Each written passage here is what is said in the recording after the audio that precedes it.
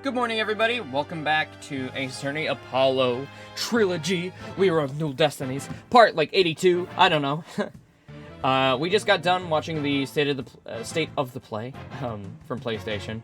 So if we talk about that a bunch, ignore us. It just happened. We just watched it. We just reacted to it. So if you're interested, that VOD will be up on YouTube already. But yeah. So last time we continued the space case. And we discovered a bunch of stuff. And of course, the obviously evil guy is the evil guy. So we're gonna continue that line of reasoning. And maybe we'll even finish this case and hop into the next one. We'll see. I hope we might get to see pearls today. I would really like that. I would really like that. But sorry, I am a little frazzled. I haven't got everything fully done. I gotta ping the Discord because we just got done doing state of play and I just hopped right into this. So let me just re-ping everybody. There, we are live once more. There we are. Oh, good. Computer sound. But yeah, so that's what we're gonna do today. I'm not sure if we're gonna do another stream after this. I guess we'll see. Kind of depends.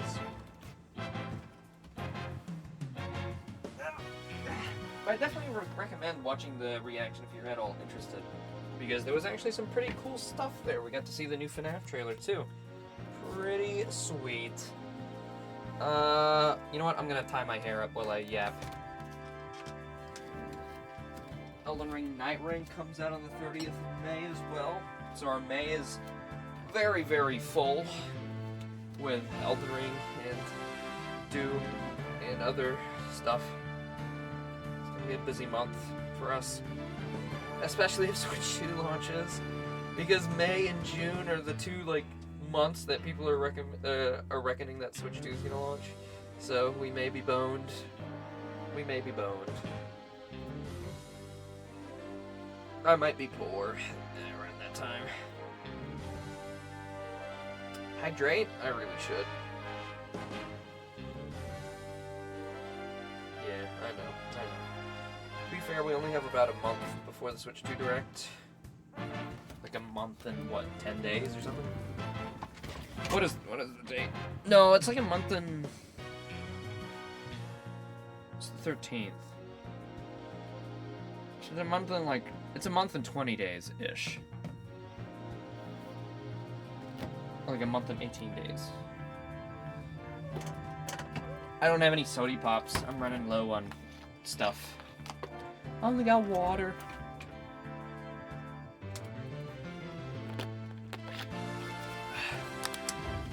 And you got spring break just before the Direct?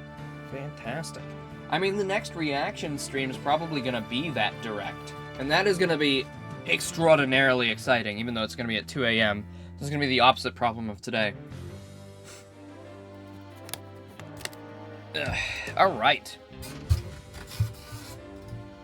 Let's get in.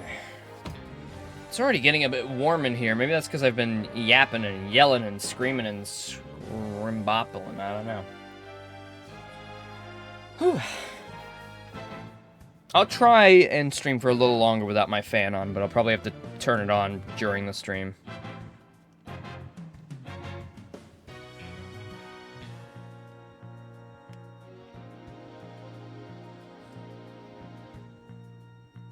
Okay.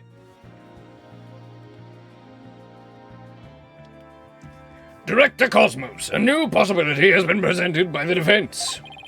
They are claiming that you were this third person. Forgive me, I'm so sorry. So the great pioneer of space development is revealed to be just another fabulous cur. I only have one question for the likes of you. I shall send you off quickly, or very quickly. Just turn on the fan? Okay, if you insist. Thank you. I'll put it on low. Meet halfway. The evidence doesn't lie, Director Cosmos, so don't try to talk your way out of this. Fine, I'll tell the truth. It's all just as you say, Mr. Wright. It's true that I was there in the boarding lounge. I got there before Detective Arm, and when she arrived, she was firing warning shots at me. I was afraid people would mistake me for the killer, so I escaped the control room. I then went past the elevators and all the way around to the boarding lounge 1 again. I came up behind Detective Arm and pretended to be the second on the scene. Yeah, I did get a better mic. Yes, I did. I've got the better mic right here. It's plugged into my audio mixer. With power something.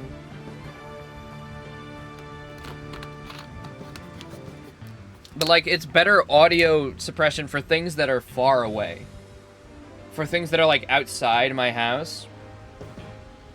Is the better mic in the room with us? Like, things that are near the mic, it'll pick up really well. But things that are, like, far away, it shouldn't pick up. Which is good.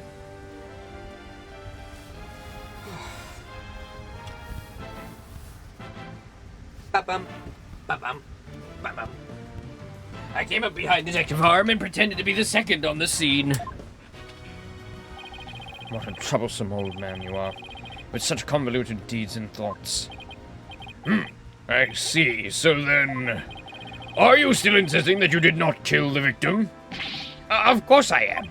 When I arrived at the lounge alone, I saw the true killer. The great Yuri Cosmos was a history-making witness. Hold it! Now, hold on just one moment. We just proved a few minutes ago that the third person that Mr. Starbuck and Miss Aura Blackquill saw was you. No, it wasn't me. I saw the person as well.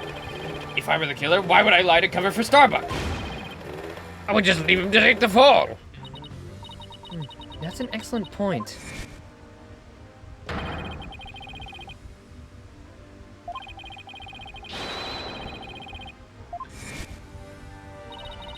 Well, it makes some sense if he told those lies to cover for Mr. Starbuck. Still, a lie's a lie, Athena. And that is one of the commandments you must not... whatever. Yeah, I think God said it like that. So Director Cosmos claims he's not the culprit, but where's the proof? I just remembered. I have an alibi. Miss Blackquill said that she saw the killer at 10 a.m., correct? Yes, and? Well, I was on the 4th floor helping with the evacuation effort. Ask any member of the staff you'd like. They'll corroborate for me. The director is not fibbing to the court for once. I can confirm that he has an alibi for the time specified. Wait, the obvious killer is not the killer? So it is that other random lady we saw in the photo. So you're claiming that Miss Blackquill saw the killer commit the crime at first at 10 a.m. And that you arrived at the lounge after that? Yes, I believe the person I saw was the same that Miss Blackquill saw. Although it was pitch black, so it was more of a shadowy figure and less of a person. And I couldn't actually see their face, but it was definitely the silhouette of an earthling. As long as he has an alibi, we can't very well claim Director Cosmos was the killer. No, we can't. Then again, maybe we don't need to yet. I wonder if he really was covering for Mr. Starbuck. Your Honor, the defense moves to have the director testify about the person he saw. Very well. Director Cosmos, your testimony, please. He was big and purple and dinosaur-shaped. And he said he loved me. As I tried to enter the lounge, the true killer inside fired a gun at me.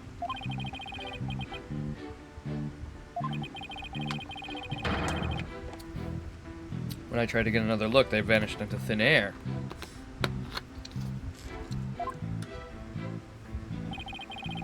I was near the elevator side door and, well, the launchpad 1 door, and the control room should have been shut tight to the killer. So you were shot at by the killer as well? And then they disappeared. Yes, though luckily no harm came to my glorious body. Unfortunately, the bullet hit Terran's oxygen tank. I know because I heard a pang. Must have been the sound of the tank being ruptured. Wait, but I thought the bullet hit his metal. That was Detective Arm's bullet, remember? Right. What a mess this is turning into. Let's see. Director Cosmos is claiming that when he found Mr. Terran and his killer, the culprit shot a 10 caliber bullet at him. Right, but it actually hit Mr. Terran's oxygen tank and ruptured it. Then the killer disappeared and the director went into the boarding lounge. When Detective Arm caught up and fired those warning shots at him, judging by his medal, it looks like one of them almost took him out too. Good summary, but that doesn't explain where our mystery killer went. Director Cosmos, I was wondering if you could elaborate on when the figure disappeared.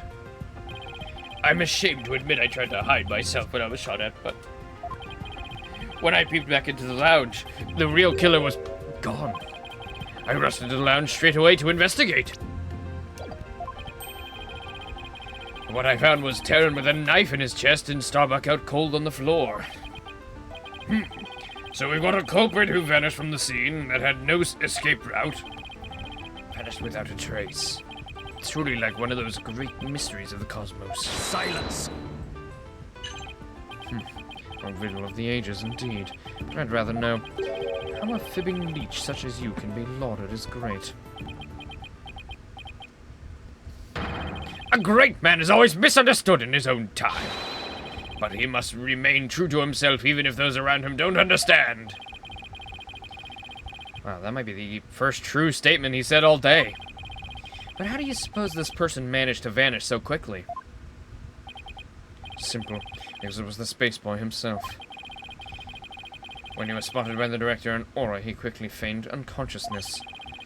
That would certainly take all the mystery out of the idea of a vanishing culprit. I want to raise an objection, but I don't have any counter evidence. Director Cosmos, when you saw this person, did you also see Mr. Starbuck on the floor? No, because it was dark as a black hole in there. I didn't see Starbuck until the other person vanished and I entered the room. That wasn't exactly helpful. I'm prepared to accept your surrender, right, Donner? I can't find any holes in his testimony, but I can't give up. Mr. Wright, why didn't you let me help? Huh? While the director was giving his testimony, I detected a cacophony of discord. Oh, that means he's hiding his true feelings from us, huh? This might just help us find out what happened to our vanished killer. That'd be great, Athena. Let's see what you can do. You got it, boss. I wouldn't want to miss this chance to delve into a great mind. Yuri Cosmos, prepare to hand over the secrets of your heart to me. Don't say anything, that's fine. Alright, let's get this over with then.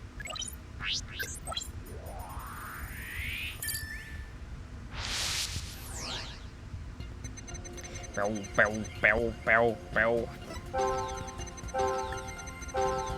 Shoot, killer inside fired a gun at me. Alright, angry, sad, surprised. Yeah, that's right, that seems right. I hate to avoid getting shot.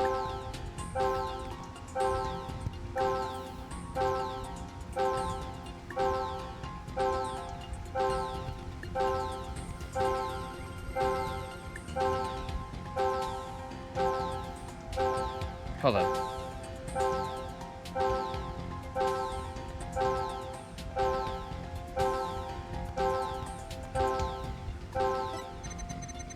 But when I tried to get another look, they had vanished into thin air. Okay, why isn't there any reaction to that?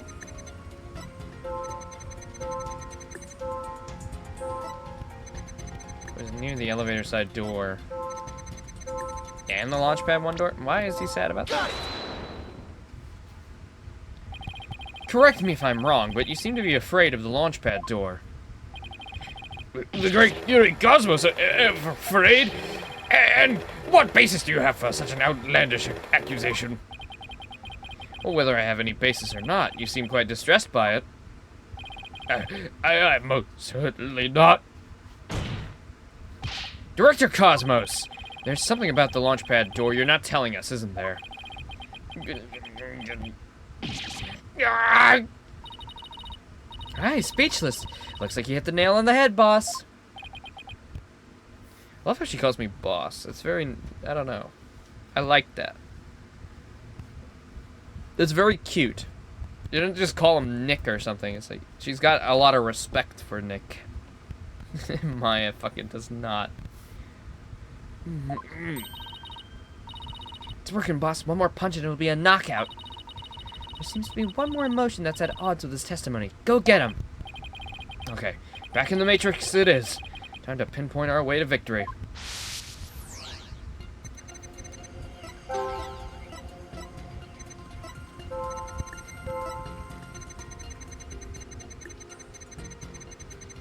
Even tight, checks out the killer.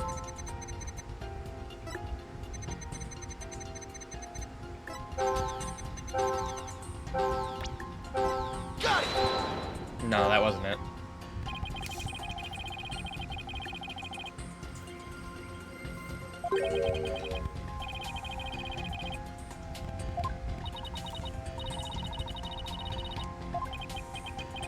Yeah, okay, I get it. Why can't I skip this dialogue?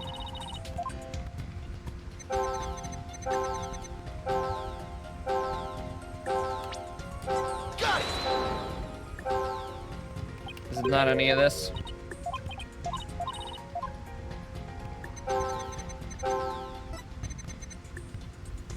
It vanished into thin air. Maybe because there's nothing here? No, music didn't stop. Okay. Oh, it didn't let me skip through because I hadn't seen it yet? Fired a gun at me.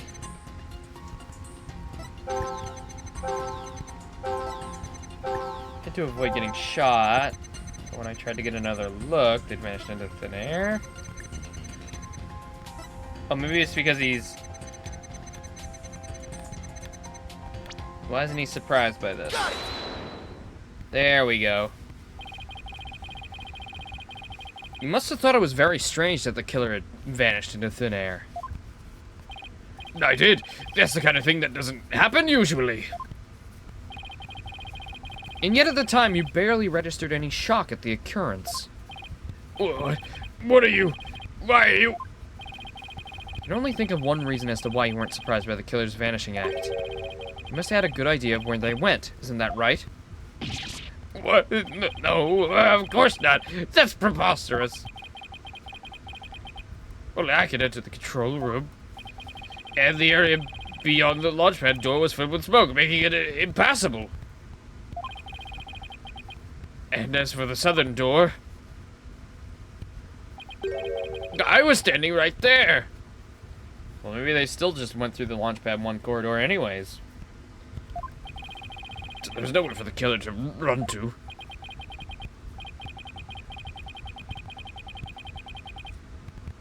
Yeah, that's true. That's true. He stopped Apollo, but Athena gets to just sit there and do a therapy session for 20 minutes. It's very, you know, it's a little odd. What if the culprit took the opportunity to silently slip out through the southern door? I highly doubt it. As you recall, after I entered the lounge, Detective Arm came rushing towards herself via the southern hallway. Towards it herself, not towards herself. Anyone trying to escape through there would have been caught by her. And yet the director wasn't surprised that the killer vanished. So you're absolutely sure there was no escape route for the culprit to use?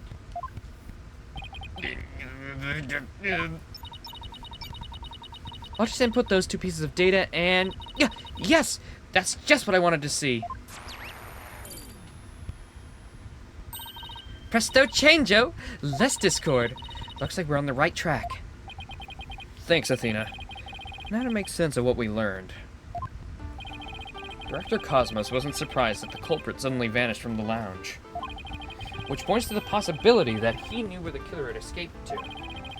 Furthermore, talking about the door to the launch pad made him uneasy. In other words, he's probably hiding something about the Launchpad 1 door. When we put these two pieces together, only one solution to this puzzle comes to mind.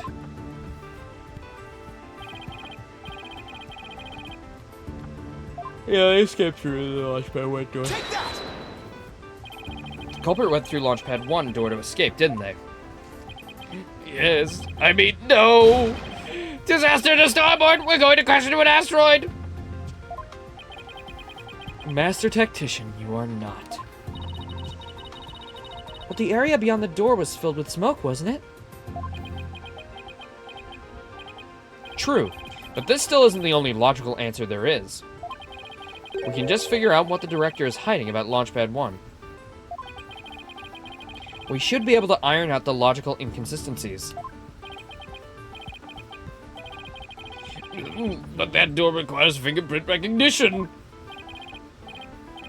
Only Starbuck Town and I have access. I don't see how the killer could have opened that security lock, do you? That's an easy one. The killer was right there in the boarding lounge, meaning... there's a way he could have easily gotten past that security lock. Come to think of it, we did examine the prints on the finger recognition device. I propose that the killer use this person's fingerprints to get past the security lock.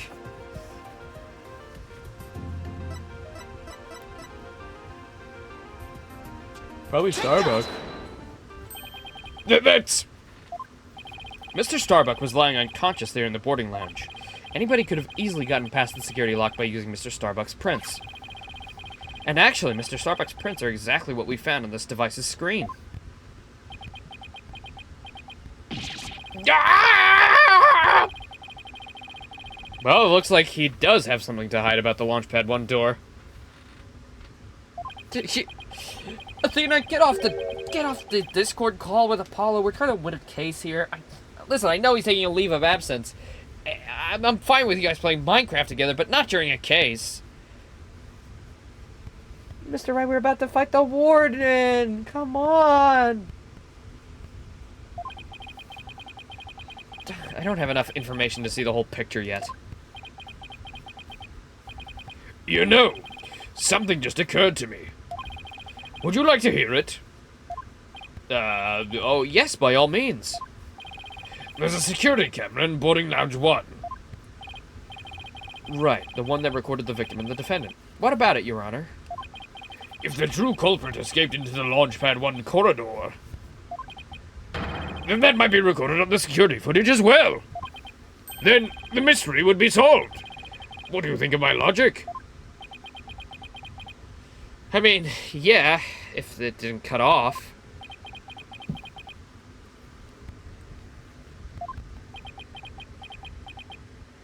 Dawko already made his FNAF Secret of the Mimic trailer and analysis? That was quick, Dawko, jeez. He's on the ball today. FNAF YouTubers be FNAFing. You didn't strain your faculties too much for that, your boldness. I beg your pardon? Look, if we play the security footage beyond this point...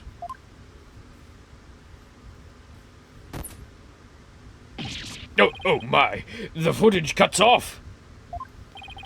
The camera was running on backup power, but apparently the power cables were damaged. Most likely by the after effects of the explosion. There's no footage after this, be it of criminals or space aliens. And I thought it was a good idea, too. Just because your grandchild is watching from the gallery doesn't mean you should try to show off too much, Grandpa Baldness. Prosecutor Blackquill, how did you know my grandchild... how did you know about my grandchild being here, watching me? I think his grandchild just learned a little about the harshness of the adult world. Setting aside the issue of grandchildren, I'd like to have the witness continue. Director Cosmos, could you tell us a bit more about when you entered the lounge?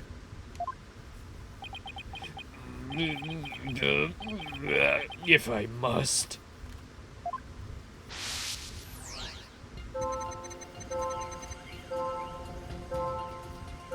Each one might get shot.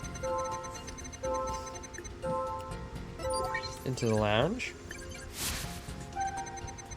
That's when Detective Arm appeared from the elevator side door. And then the detective shot at me. So you see, the killer could have only escaped to the launch pad, right? Oops. I just threw my controller off. What do you think about Director Cosmos'? Actually, my cat is really sick, you know. What? Oh, I'm very sorry to hear that. On top of that, my dog just doesn't seem to want to play with me. Why are you telling me all this now? Just humor me, okay? Now, when you've heard about my cat, and then about my dog, which story made you feel sadder? The story about your cat, of course, is only natural.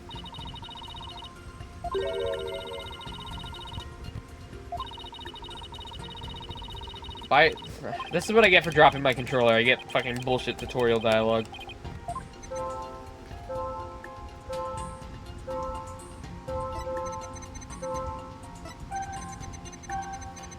I guess he is less fearful here than he was before.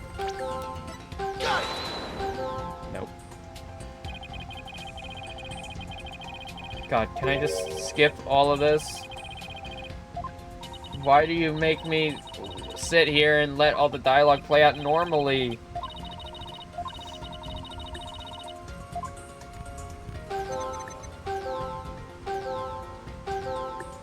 Now that all makes sense. The killer could have only escaped to the launch pad, right?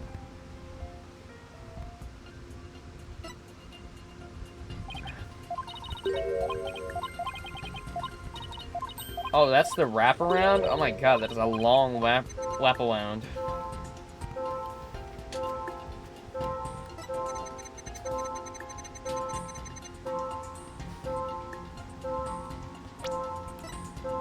Still sad?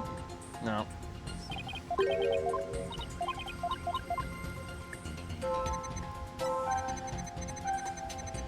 Well, he's very surprised here, I guess.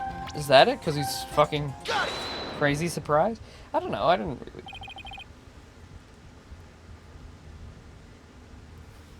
Would anybody be super surprised by their, like, detective coming in?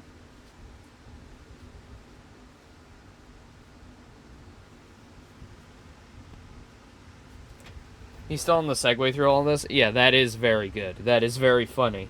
That he doesn't get off the Segway once. He just stays on it. Director Cosmos, why were you so surprised when Detective Arm found you, and again when she fired? Especially when he's getting shot at. He's getting shot at and he's still on the Segway? Like, you have to stand up for that. Pro can't, like, duck or anything. He's just staying on and moving out of the way, like, what the fuck? Isn't that a bit unnatural? Sadly, even great men such as myself have ordinary human feelings. My bodies are bound by the forces of gravity and emotions. Even a great man such as myself experiences surprise on occasion. Yeah, I'm sure you do. But my real point is not the fact that you were surprised, but rather what you were surprised by. Pardon me? First, you were surprised when Detective Arm found you in the lounge. And just after that, you're of course again surprised when she shot at you. But considering what you were surprised about, a strange phenomenon occurs here. Director Cosmos, what is strange about your surprised reaction is the fact that you were more surprised when she came. Sure, you were surprised when Detective Arm shot at you, but the surprise you felt when she found you in the lounge was much greater. The fact that you were more surprised by simply being found than being shot at suggests to me that you were conflicted about whatever it was you were doing in there. The enemy has acquired a new weapon. Commence operation. Hide under your desk.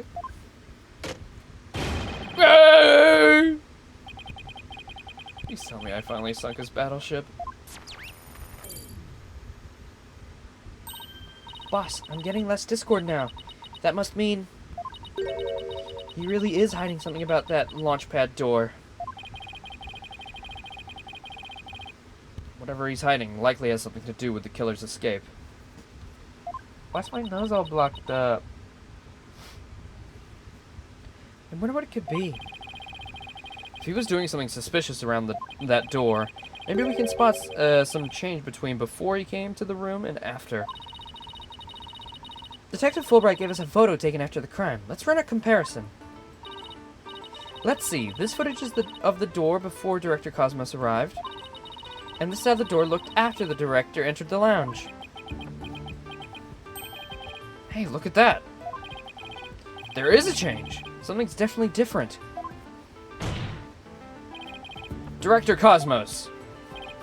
What is it? What have you two been up to over there? Finding the answer to what you were doing when Detective Arm found you, that's what. And that answer lies clearly in this footage. All we have to do is compare it to the photo that was taken during the investigation. Don't be ridiculous. If you really do have an answer, you'd have pointed it out already. He's asking for it. This is what changed directly after the incident. Is it the thing? Because it's off? Take that! Uh-oh. It was not that thing.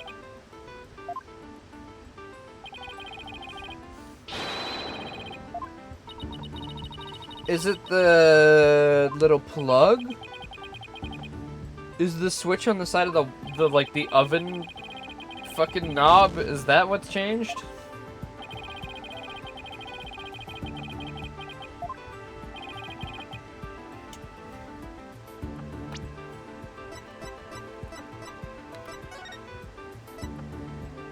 Oh my god, it is. It is that! Take that! It's up in the... Oh my goodness. The answer is my knob. Zip. He's pulling his cock out. Your Honor, please take a look at this footage. Let's see.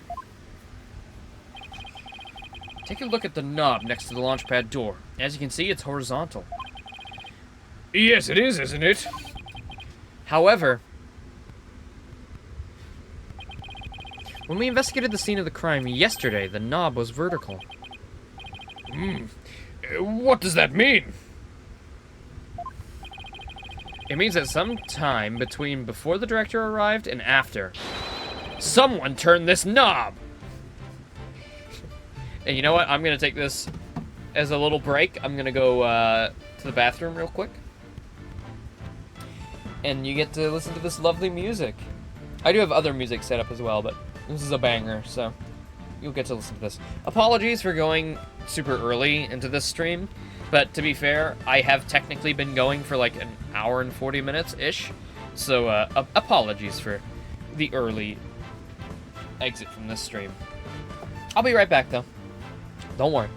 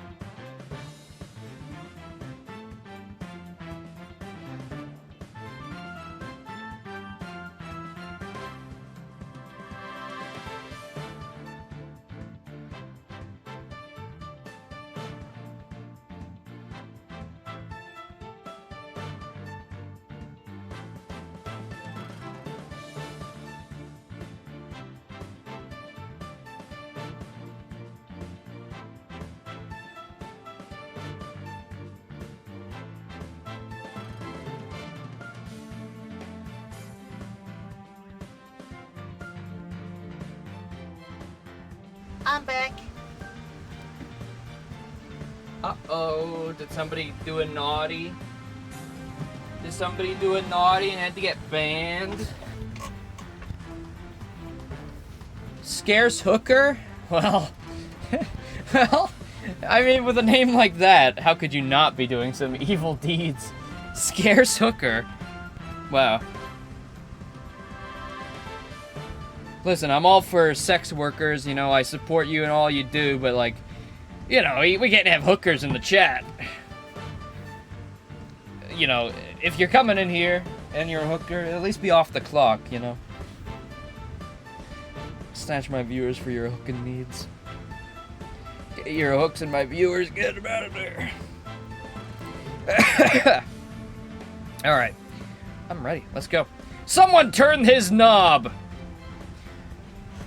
Can I just, Can I just...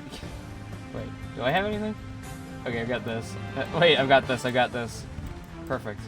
Let me just shrink this. My little Apollo. Let me just put it right.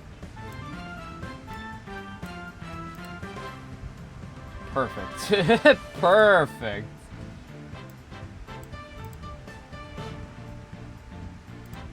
It's so tiny. Wait.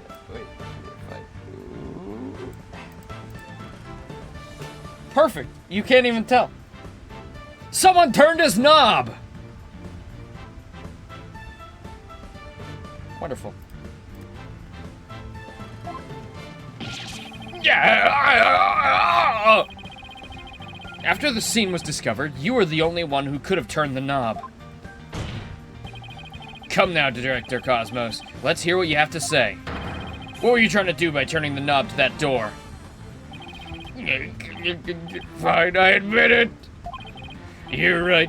I did turn that knob. That knob is a safety lock meant to keep the launch pad in place. I was afraid there would be more explosions, so I wanted to move the launch pad away. You wanted to do what? Didn't Paco tell us something about how they prepare for launch? She said that once the launch pad's fully assembled, it's moved to the launch site.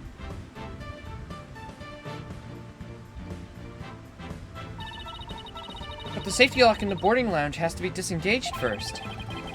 Well, I guess that clears up what the knob is for. Oh, so if the killer escaped into the launch pad 1 corridor, maybe they were transported along with the launch pad to the launch site? I don't think so. The launch pad 1 corridor was filled with smoke. I don't think they could have escaped through that corridor. So then, where did the killer escape to? I guess there are still some things we have to uncover. Director Cosmos, I request that you tell us about moving the launch pad in more detail. Fine, but listen carefully, for I'm about to give history-making testimony. Yet again. Excuse the safety lock, I fear there might be more explosions. So I had to cut the launch pad loose. Why are you sad about that? Nope, that wasn't it.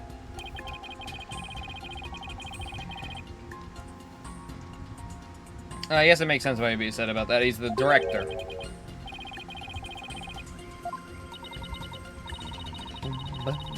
Oh, I should open my stuff, sorry. Ugh, I have my fan on, but I've got all my stuff shut, so it's just gonna end up really warming up. My bad. It's funny, we're in that, like, we're nearly into autumn, so mornings and nights are starting to get cold again, which is great, fantastic. But that means, like, when I woke up, I put socks and a hoodie on, and then immediately had to take it off.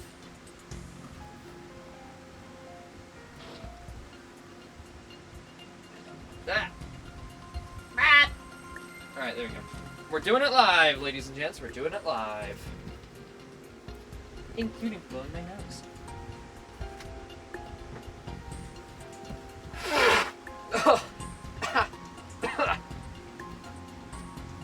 Oh, that is actually so much better, though.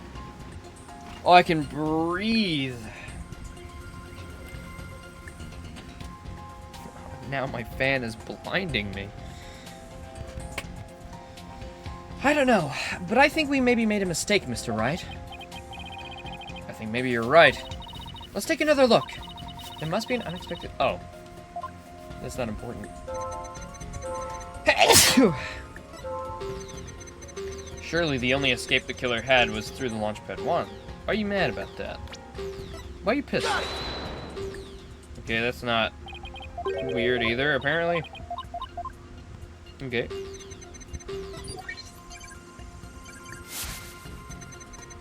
The area was a sea of smoke. Confound it, where on earth could they have gone? Driven into a corner now, I can tell he's having a hard time hiding his true feelings.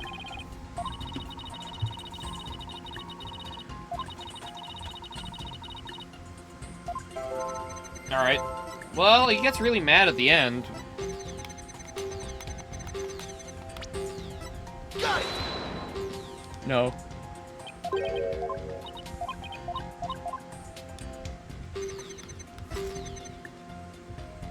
That area was a sea of smoke.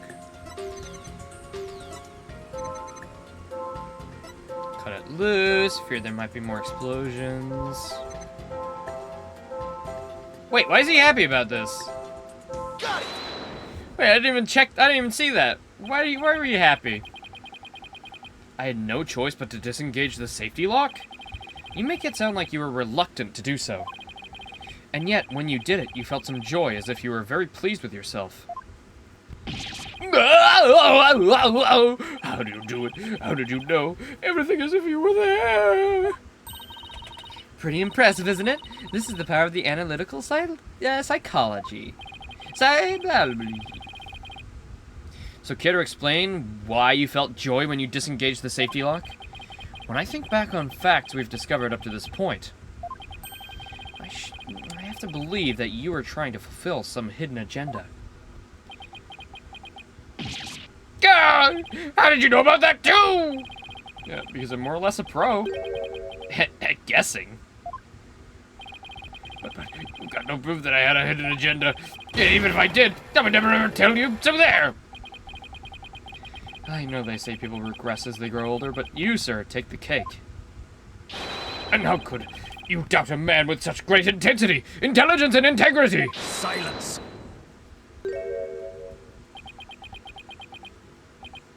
You, a man of integrity, don't make me laugh. Prosecutor Blackquill? What came over him all of a sudden? What? I came over him all of a sudden?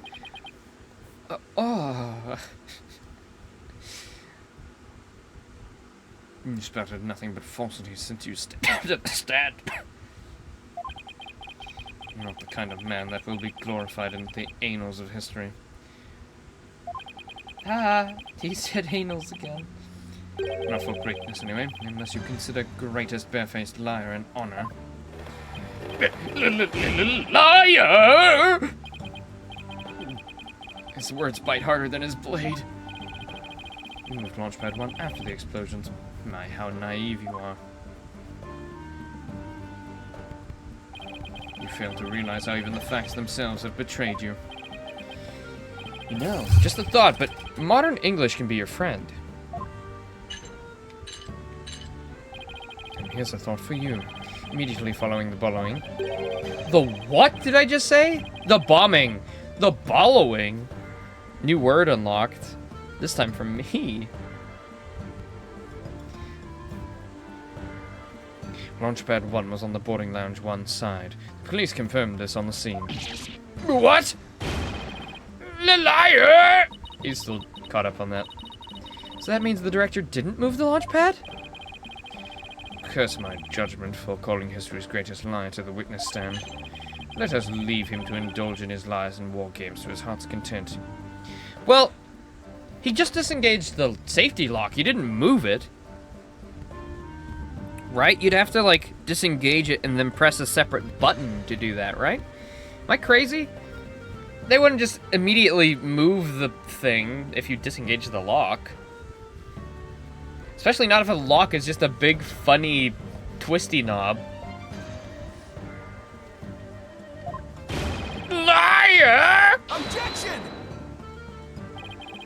it doesn't make sense. You can't deny that someone turned that knob.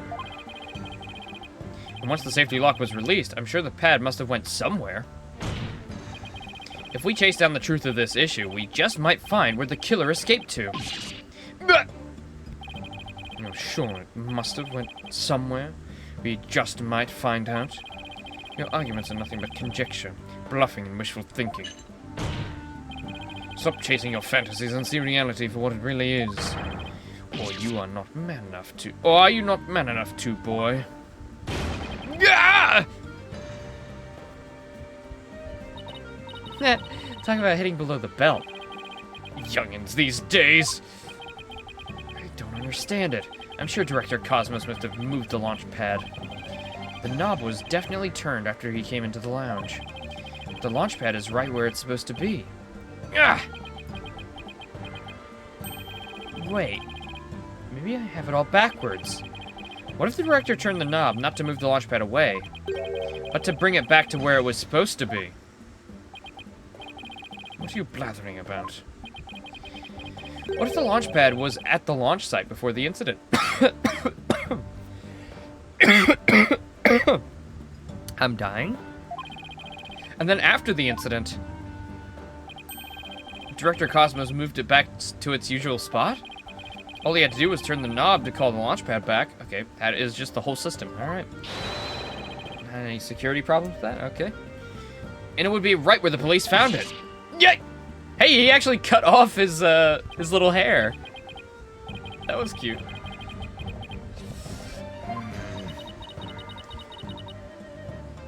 So, oh, he sounded like Mr. Starbuck. Oh. There you go. Was what I said really that off base? Pains me to have to explain how wrong your own logic is to you. However, our great liar turned the knob only after he discovered the crime scene. Indeed, the pad existed beyond the lounge when our Astro Wonders made their escape. A fact that has been recorded for posterity in filmless film. Oh, right. So to reiterate, stop chasing your fantasies and see reality for what it really is, boy. Ah! Get a grip, Mr. Right, and focus! We know the launch pad must have been moved. But our deductions and the actual facts of the case are in direct contradiction to each other. Well, maybe the two astronauts never actually boarded the rocket. This footage could be fake, taken with the body doubles after the incident or something. On second thought, that's too far-fetched even for me. Never actually boarded the rocket. Hey, wait a minute! Maybe, just maybe. Yeah, that would explain why, you know, the whole ladder scenario wouldn't even be a problem. I feel like Phoenix should be way more confident in himself. No, my thing that I pulled out my ass is correct! Prosecutor Blackquill, what if I told you that the two astronauts never set foot inside the launch pad area, but instead went into another place? What if when the director moved the launch pad one back, it was not from the launch site, but from another place? What would you say then? Cut the existential bull or I'll cut you. Mr. Wright, you will explain yourself at once. I know I'm right. It was all the other way around from the beginning. Very well, Your Honor. Let me explain. Director Cosmos' reason for moving Launchpad 1 was to switch it? Because he wanted to switch it with some other place. I'm sorry, but did you say switch it? What could he possibly have switched the launch pad with? Oh, you'd be surprised, Your Honor. All it takes is a little thinking outside the box, and the answer becomes as clear as day.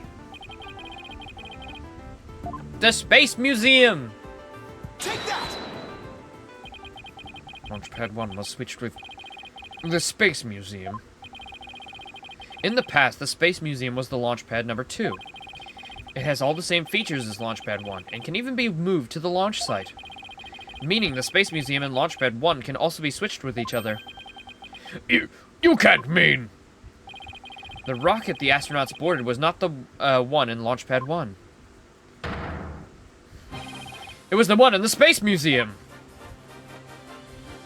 That's crazy. What? Boulder Dash! And yet, it's the only explanation that accounts for every riddle and inconsistency. This is how the Space Center was just before the incident. I see Launchpad 1 and Space Museum have already switched places. That's right, and when the two switched like this, the astronauts entered the Space Museum from Boarding Lounge 1.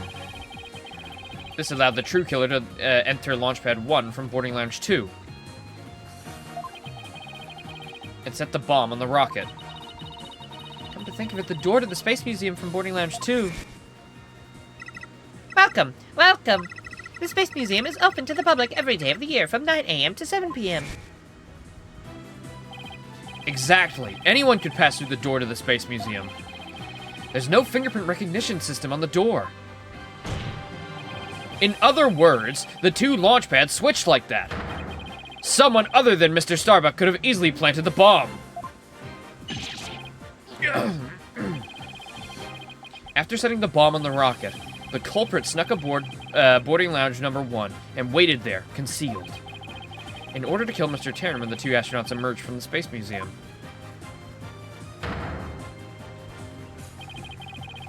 Recall that Miss Blackwell and Mr. Starbuck and the director all saw the suspicious person, who we can suppose, after killing Mr. Terran, made their escape into the Space Museum. After that, Director Cosmo switched the two launch pads back, without realizing the killer inside the Space Museum. Oh, without really realizing the killer was inside the Space Museum.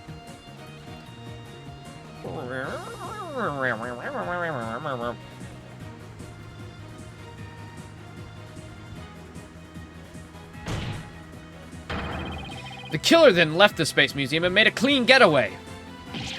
Yeah! Right, Donald. I see how to handle. I see you know how to handle a sword and handle it well. Perhaps I should call you Swordmaster Bluff. I'm a seasoned warrior who has to cut down many a prosecutor. Silence. I'm college, goddammit. I can't be on stream 24/7. Yeah, well. But unless you can prove your theory, it's no better than a rusty sword. That's right. You have no proof I switched the launch pads. Somebody needs a better anger management counselor. The launch pads really were switched. There might be a record of it somewhere. At this point, Launchpad 1 and the Space Museum were switched with each other. So the corridor behind that door should be the one that belongs to the Space Museum. Let's see, this is an image of the Launchpad 1 corridor. You see anything different when we compare it to the security footage? Huh? That number on the floor. Number 1? Well, what do you know? It looks like we have proof after all, Prosecutor Blackquill. Let me see, let me see. It does say number 2. If this is just another bluff. Oh, don't worry. It's all right here. Right in this footage. Proof that beyond this door is the corridor to the Space Museum. Very well then. Enter this for me if you would. What in this footage proves the corridor to belong to the Space Museum? Take that! Is it one on the floor in Launchpad 1 corridor?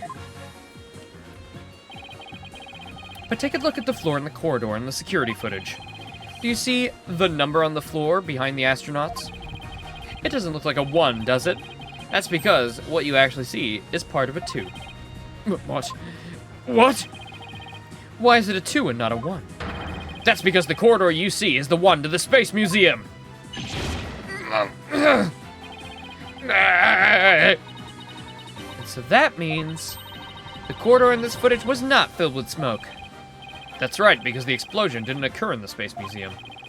The explosion occurred in Launchpad 1, on the side opposite the Space Museum. And now that we know the two astronauts escaped from the Space Museum, the mystery of the previous trial of how they got down that ladder is cleared up. Mr. Terran, carrying Mr. Starbuck, simply took the elevator from the upper level down to the mid-level. Just incredible! The two launch sites were actually switched! But you'd think someone would have noticed an event of this magnitude. Everyone was down in the basement shelter when the launch pads were swapped back. There's no way anyone could have known what was happening on the surface.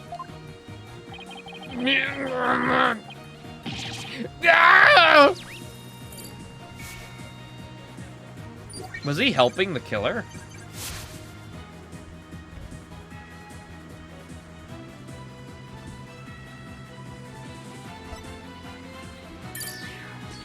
Bye-bye. No more lies, Director Cosmos. It's high time. You told us the truth.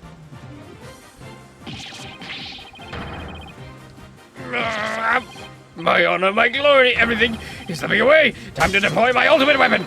Galactic engine, ignition. Uh-oh, he broke it. What? It's got haywire. Whoa! It won't stop. Ah!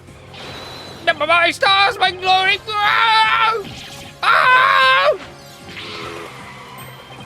No, not that way. Oh, shit. He Looney Tunes his way out. Bailiff, on your stead and after that witness. Can't believe we got a breakdown from a witness that wasn't the killer. I guess he's in cahoots, so. I see we managed to retrieve you before you came to any bodily harm. Director Cosmos, do you admit you switched the launch pads? I admit it's true. I switched Launchpad 1 for the Space Museum. Ah, it's good to hear words I can believe for a change. Before you do, Your Honor, two things. First, we don't know if Mr. Terran had prior knowledge of the switch. As for Mr. Starbuck, he was unaware of his surroundings thanks to his medication. Either way, Mr. Terran would have realized the instant he... Either way, Mr. Terran would have realized the instant he stepped into the Space Museum that it had been switched with Launchpad 1. So my first question is, if the Space Museum was perfectly fine, why did Mr. Terran feel the need to put on such a dramatic display? Good point. How are we supposed to figure out the killer now? Well, Laser, there was a random person that we have not fully seen yet. There's a random woman in the photo that we have not gotten to meet yet. You know? Who's unaccounted for. As for my second question, I'd like Director Cosmos to tell us why he switched the two launch pads to begin with. Please, I can't. I exercise my right to remain silent. But I will say, my hands were tied. I was only doing what I could to keep my men from getting caught in that blast. The director is terrified. He must have had one heck of a reason for not wanting to explain why. Not a good time to try put it out of him, huh? Pry it out. Excuse me, but would you mind if I picked up my stars? Without my badge of rank, I'm nothing. I don't see why not. Bailiff, help the director retrieve his stars.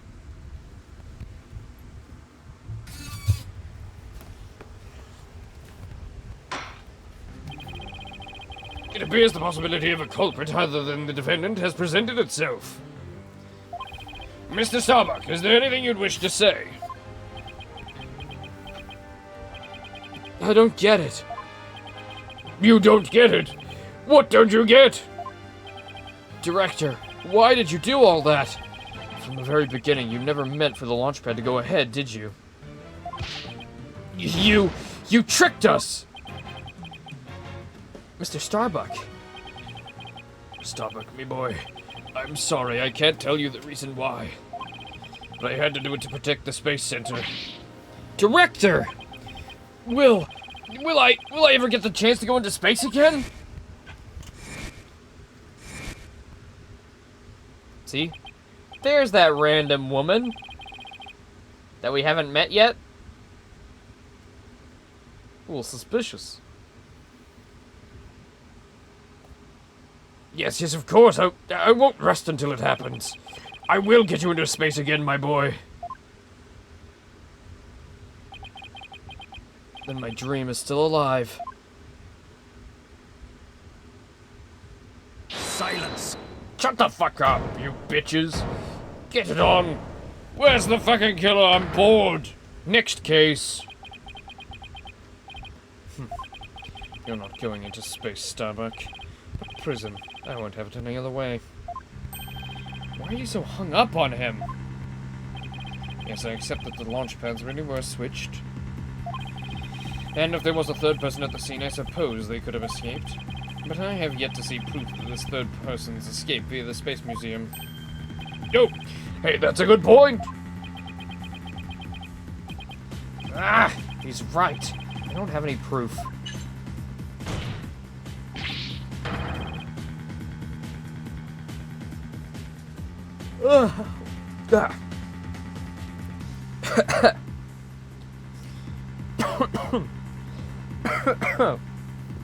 Something's tickling my throat. Let me get a little drinky before I continue. What the fuck? I'm done.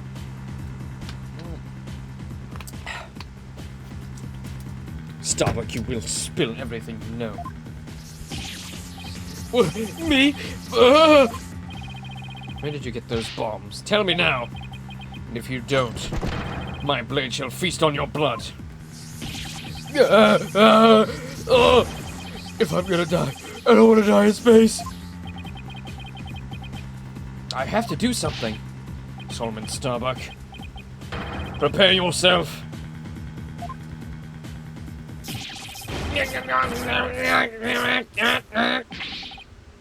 Ah! Now, you know violence isn't the answer, Prosecutor Blackquill. It's an annoyingly cheerful laugh. Any other than...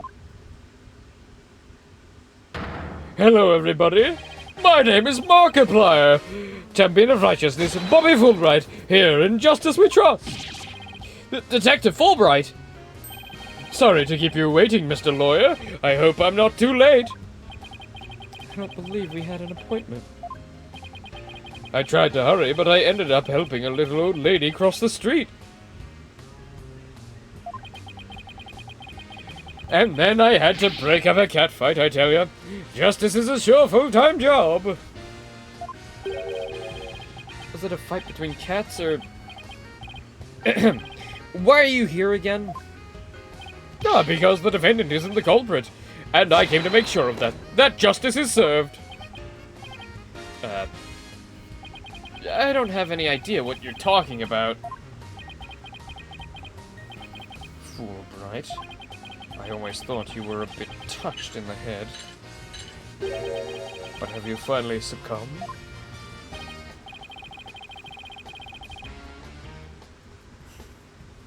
Nope, but it looks like you've succumbed to that phantom of yours. Open your eyes and let the evidence of justice uncloud your judgment. What evidence? Come to think of it, he did say something about finding us some evidence. Get in our final guesses? Are we about to find out?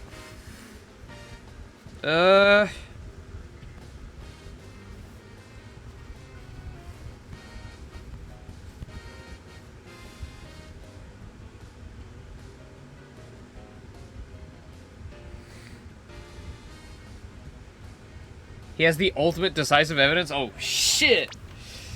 Oh, fuck! Okay, it was... Simon Blackquill! He did it!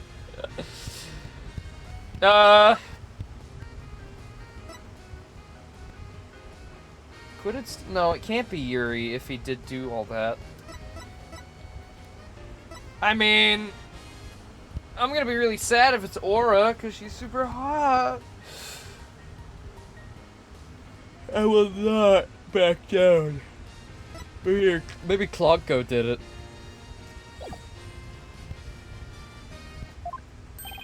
I'm going to work extra hard to find that perfect piece of evidence for you. I didn't think he was serious, though. So, what is it, Detective? Is it something that will prove Mr. Starbuck innocent?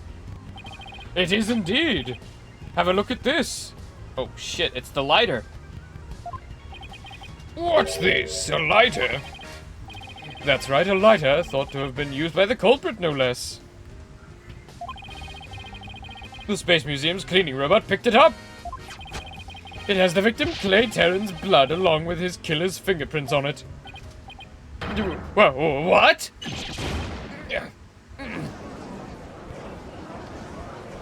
Let me guess, it's somebody we haven't even met. Wouldn't that be crazy if it was someone we hadn't met? It's an ape escape monkey.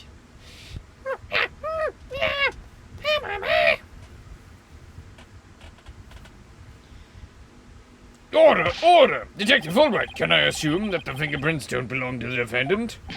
You bet. Mr. Starbuck is totally innocent.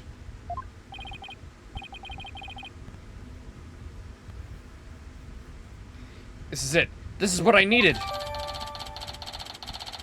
Are you gonna tell us whose it is? Your Honor! This is decisive evidence that supports our defense's earlier claim. We do have the owner's fingerprints in the files. Lighter. Wait.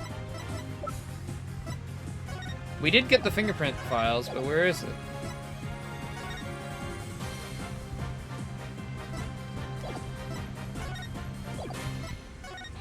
I don't think we have it. I don't think we can just look at it.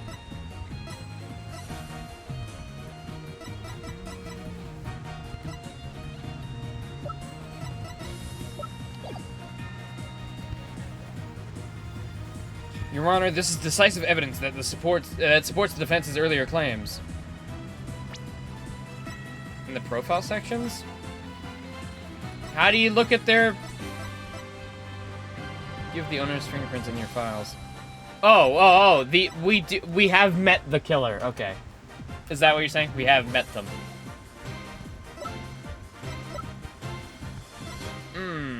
Well, okay.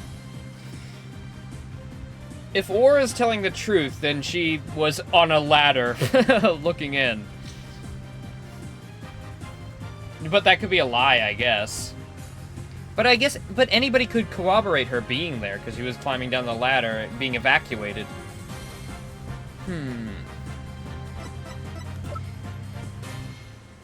Let's... What if it's Clay's? What if it's Clay's fingerprints?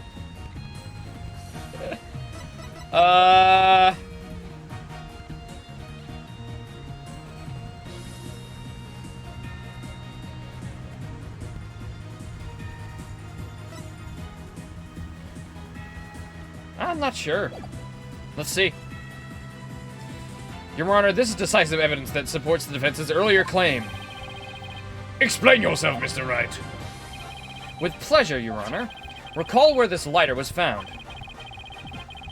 Based on that, we can extrapolate? Extrapolate? Yes.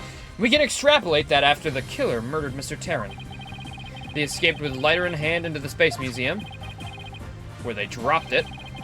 The switching of the two launch pads occurred. And then finally, the killer left through boarding lounge 2 and made their escape. Meanwhile, Mr. Starbuck was found in boarding lounge 1 after the murder. A fact that Director Cosmos has testified to. Therefore, Mr. Starbuck couldn't have possibly been the one to drop the lighter there. Silence.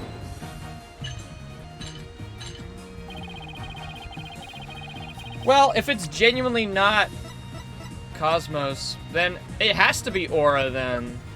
I don't want it to be, because she's my beautiful MILF of a robot maker. And she was, like, slightly, you know, not happy with lawyers and prosecutors. But the defendant had free reign of the area until Director Cosmos appeared. Could he have not have dropped the lighter in the Space Museum during that span of time? You know, Laser, that did cross my mind that maybe she used one of the robots to commit the murder, but there's fingerprints on the lighter, so... And the robot probably wouldn't need a lighter. You'd like that to be true, wouldn't you? But Director Cosmos testified that right after he saw the mysterious figure with the lighter, he went into the lounge and found the unconscious Mr. Starbuck. In other words, Mr. Starbuck wouldn't have had the time to double back to the museum. No, Prosecutor Blackwell, this lighter could only have been dropped by the real killer. Most importantly, Mr. Starbuck's fingerprints were nowhere to be found on this lighter. I think you understand what this means, don't you? This piece of evidence unequivocally proves that Mr. Starbuck wasn't the culprit. Well, this does indeed appear to be decisive evidence that proves the defense's claims. As for the remote switch that was found in Mr. Starbuck's pocket, we can assume it was planted by the killer on the unconscious Mr. Starbuck. No, there must be some mistake. Frankly, Prosecutor Blackwell, I've been worried about you. You've been chasing this phantom for 7 whole years. I understand your urgency because tomorrow... Silence! Oh, it runs out. The cases thing runs out.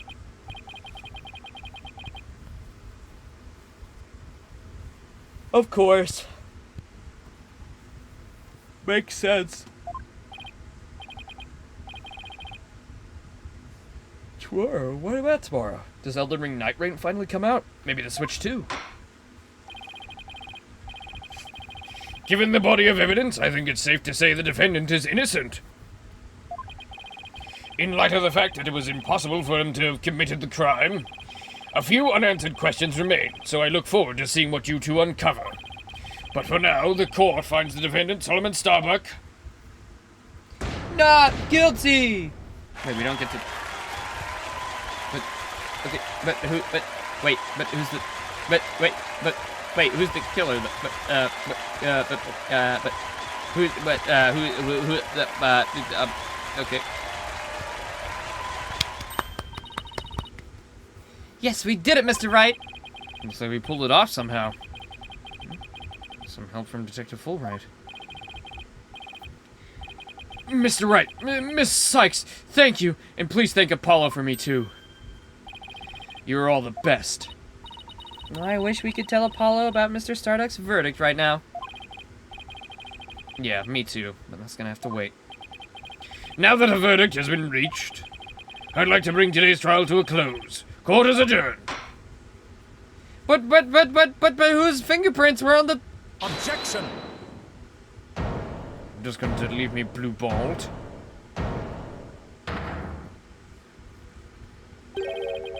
It's too late to object, isn't it? It simply isn't possible. Something's wrong. Prosecutor Blackwell, are you dissatisfied with the verdict? Fulbright, what were the results of the fingerprint analysis for the lighter? Oh, the results. Well, I was in a hurry, you see, and then there was that cat fight, and, well...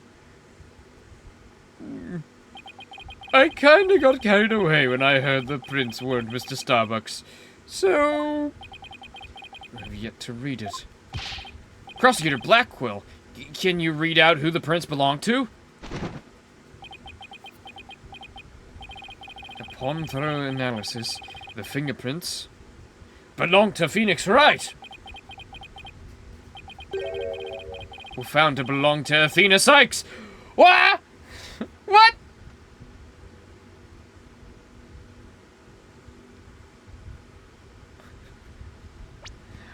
Oh, shit. So says the report. But what? What? Hello? Me?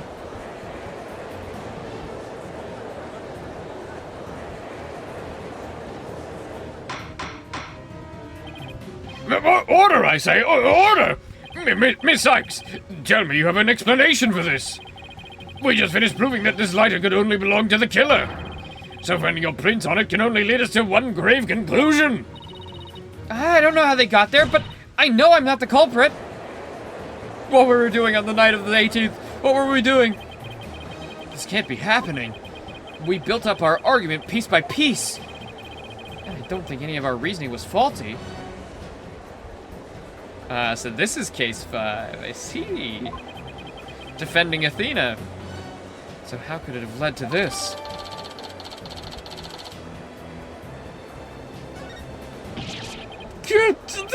What have I done? Oh, please forgive me. I'm sorry.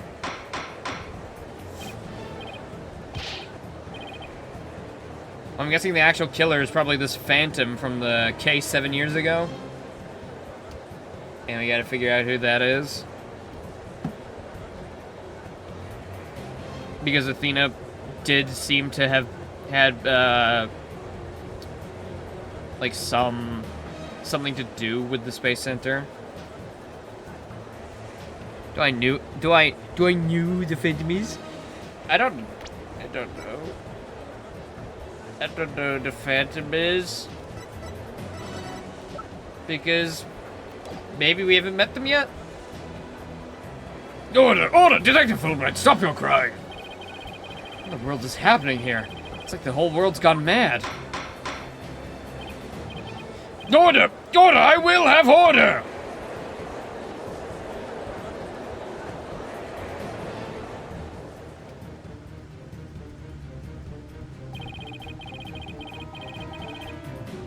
Confusion spiraled into utter chaos. After all we'd fought for, the truth had turned cruelly on us to accuse Athena of the crimes. Somewhere, somehow, everything had gone terribly wrong. We had stumbled over the edge of reason and into the jaws of a twisted darkness.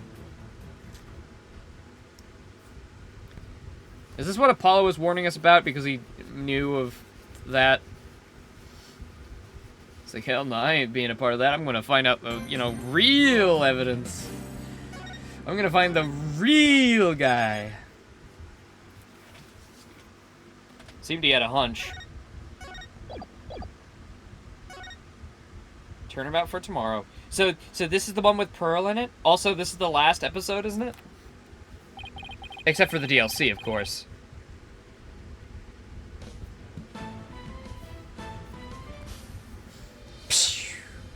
Yeah, it's when she was a kid.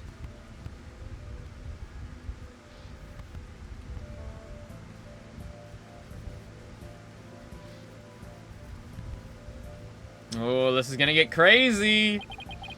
The sins we've committed, and the sadness we've caused.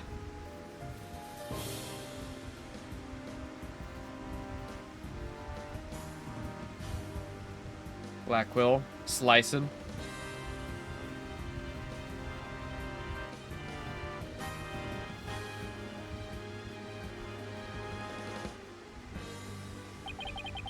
No matter how far we run, our past remains. As ever present as the moon in the sky. Apollo! Polly!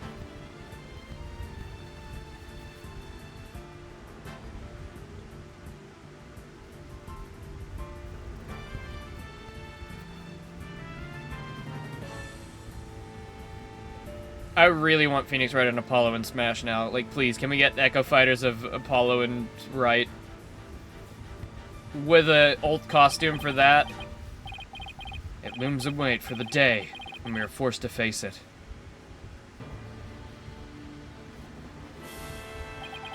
But only in doing so can we truly make peace and move on in hope towards tomorrow.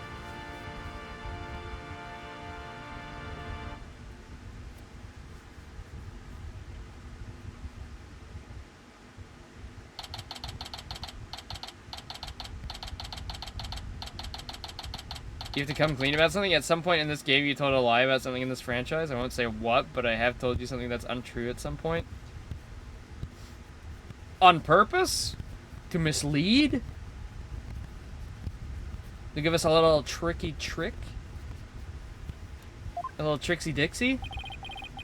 Alright. Fair enough. Well, when it happens, if it doesn't, like, cooperate in my head, please tell me. Because that is likely gonna happen. They took Athena from the courtroom straight to the station. She's probably being questioned at this very moment. Oh, I'll know. Oh, you'll know.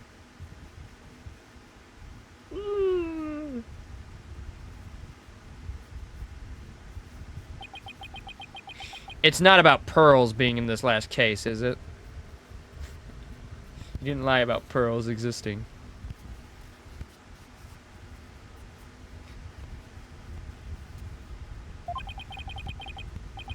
After this past year, I took for granted those two would always be here. But now Apollo's gone off on his own to seek his own truth. And my pursuit of the truth only ended up with Athena becoming the new suspect. Some boss I turned out to be.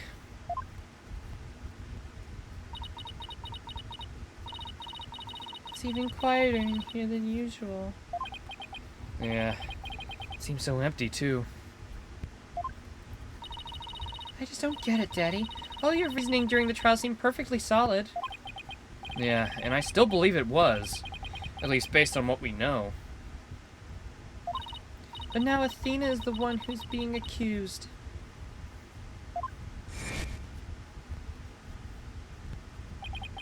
During the trial for the bombing and the murder that occurred at the Cosmic Space Center. Yeah, we just did this. Pearl's the victim of the... No, okay, don't even joke all about that. Stop touching and kissing each other.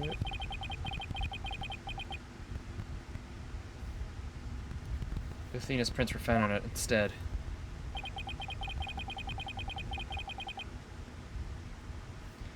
She was subsequently arrested for the murder.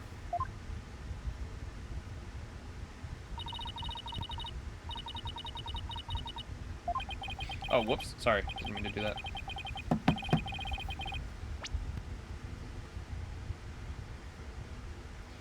But Athena couldn't have done it. It just doesn't make any sense.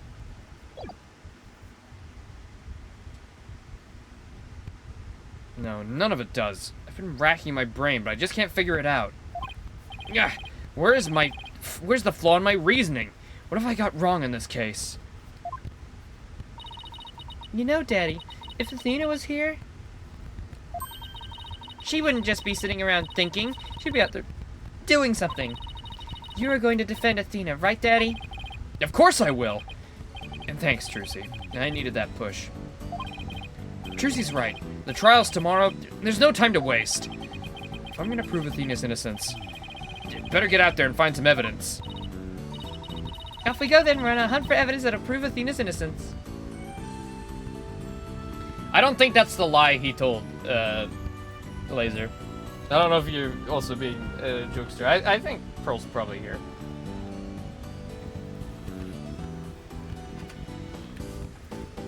It'd be very elaborate if that was the one, and weird that he would lie about that. He lied for a purpose, he said. Not really a purpose in keeping pearls from us.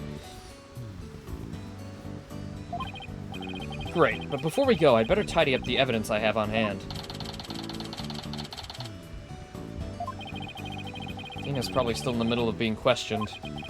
So Trucy's right. The thing to start with is talking to the people at the Space Center. Is Trucy gonna finally be our partner, or what?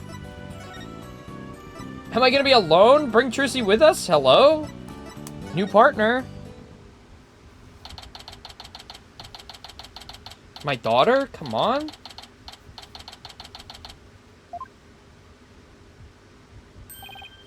Director Cosmos, do you have a minute? Galactic Scooter, full speed ahead! Director! Oh, he scooted away. Yes. His expression changed the instant he saw you, Daddy. Yeah, well, I dragged his name through the mud pretty good at the trial earlier today. Yes! Yes!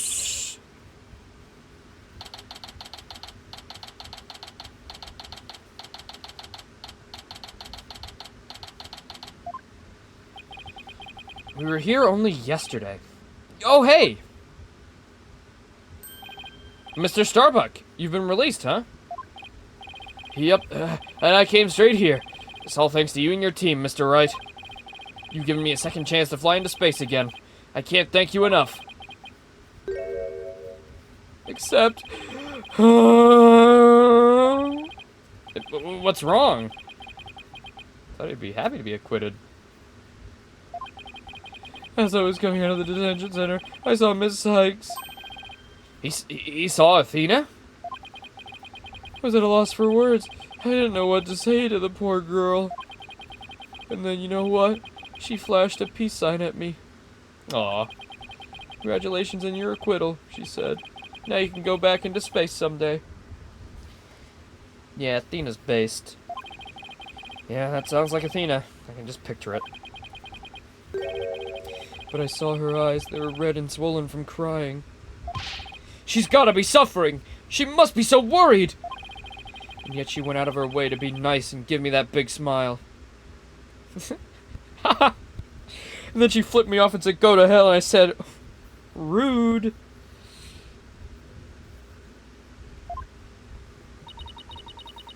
She held back her own tears so she could get someone else to smile. That's so Athena. There's no question about it. That girl is innocent. Please, Mr. Wright, you have to make sure she goes free. And then they can put me in prison instead. I don't mind. We can't have that either, Mr. Starbuck. Oh. Don't worry, Mr. Starbuck. I'm gonna give her the very best defense I can. She's my star pupil. Oh, well, you know, Apollo, but he wanted to take a leave of absence. So, star pupil no more. Athena is now my star pupil. I promise to get her acquitted, just like I did for you. I know she'll be alright with you in her corner. I know you'll never give up on her. Apollo is a fine boss to look up to.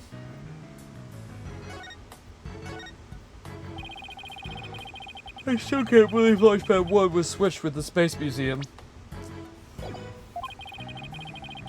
What could have made Director Cosmos do such a thing? I haven't the foggiest idea. Oh! So there never was going to be a launch that day. Not from the very beginning. I wonder if Clay knew. I imagine he must have. Surely you would have noticed when you went to board the rocket. It's pathetic to think I was the only one who got taken in. Oh! But I guess that's about how it goes. When you're worth less than space debris. Is he gonna be alright, Daddy? His expression looks as dark and as black as a hole. Oh, I mean, as dark as a black hole, of course. Well, that's a weird way to put it, but that's just how he is. Mr. Starbuck, do you remember anything about the murderer? Not really. I only saw a shadowy figure in the dark after all. Yeah, I guess that was a little too much to hope for. Hey, I heard something from the police, though. They said they never did find a 10 caliber gun down that trash chute. Just as I thought, the culprit must have carried it away with them after they escaped. So was the person you saw holding a gun, Mr. Starbuck? I couldn't really tell. But it wasn't Athena, right? Could you tell if the person was male or female, tall or short? I can't even tell you that much. Man, I'm useless. When the culprit opened the door and some light came in, I should have been able to see. The door. Oh, yeah!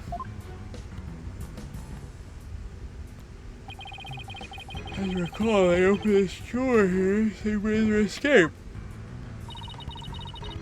The door to Launchpad 1, right? Yeah, except right now, the door leads to the Space Museum. You mean the Launchpad and the Space Museum are switched right now? Yeah, they're trying to investigate the theory you came up with in court. So they're recreating the conditions, huh? I'd like to see what's beyond that door now. Mr. Starbuck, could you open this door for us? Sure, just let me have my print scanned here.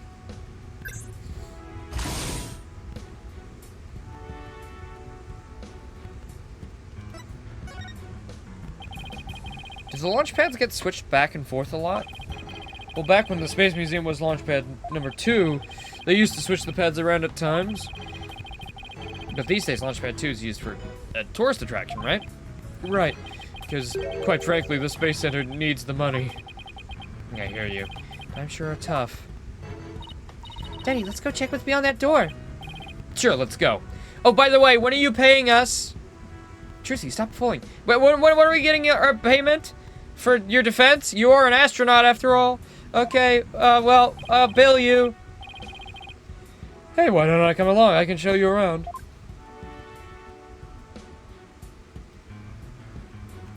Leaves. Huh? I wonder what these dead leaves are doing here. Maybe they're stuck to the bottom of someone's shoes. There are a lot of trees around the Space Center. She's right. It's a modern state-of-the-art building, but it's surrounded by trees. I don't know. If they were stuck to the bottom of somebody's shoes, wouldn't they look more crushed up? These don't look like they've been stepped on. Maybe there's some kind of secret hatch in the corridor and they came in that way? Not everything is set up like a magician's stage, you know. Cute. I am Groot. I am Groot. I am Groot. I am Groot. Groot I am. So this is another one of those devices for opening the door, huh? Yeah, but this one doesn't require fingerprint verification. Just hit the button and say, "Open Sesame." So when you and Clay went through here, you didn't need to show your prints either? Well, that's right, Trucy. Just like how the culprit didn't need to scan their prints. When they escaped back out of the Space Museum corridor into boarding lounge number 2.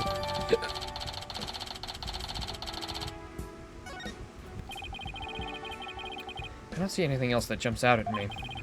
I imagine this corridor is built exactly the same as the Launchpad 1 corridor.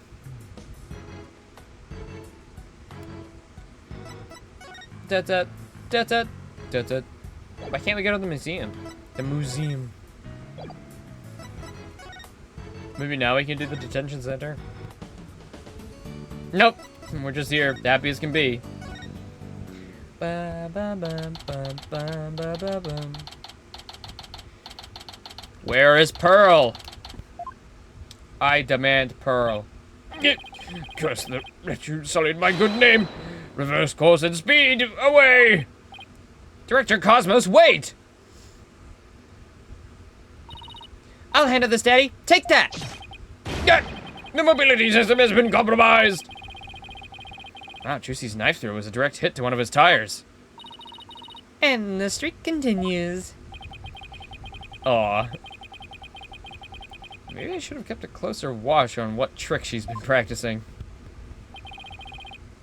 My dear old battleship, we fought many a skirmish together. It's been an honor. Daddy, he's gonna blow that thing up! Nah. Bet all that button will do is make it go haywire again. Very well, I surrender. As a prisoner of war, I expected to be treated honorably. Director Cosmos, when you're talking in court about switching the launch pads, use your right to remain silent about the reason to why.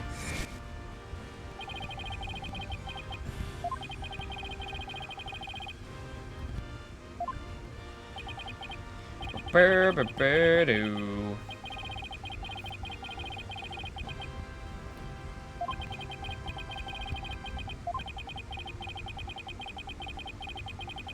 Yeah.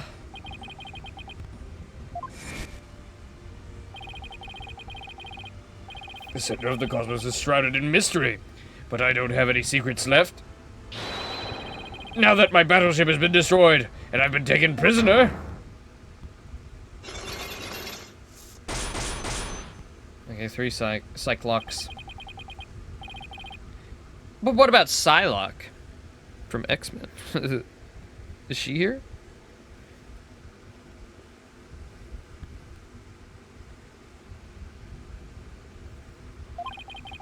Looks like I'll have to undo his Cyclops if I want to get to the bottom of this. Oh, whoopsie daisies. Oh, your Magatama has run out of power. Go find Pearl.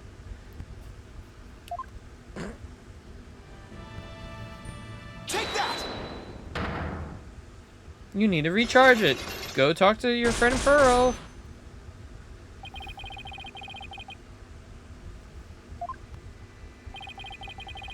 I want you to tell me everything you're hiding about the switching of the 2 launch pads. I refuse. You can't make me. I can hold out longer than anyone.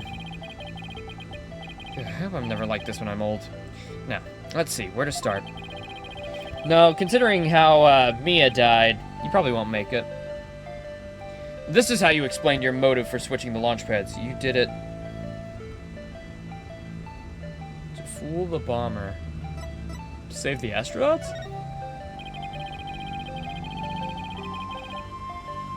Thanks to you switching the launch pads, the astronauts escaped injury from the blast.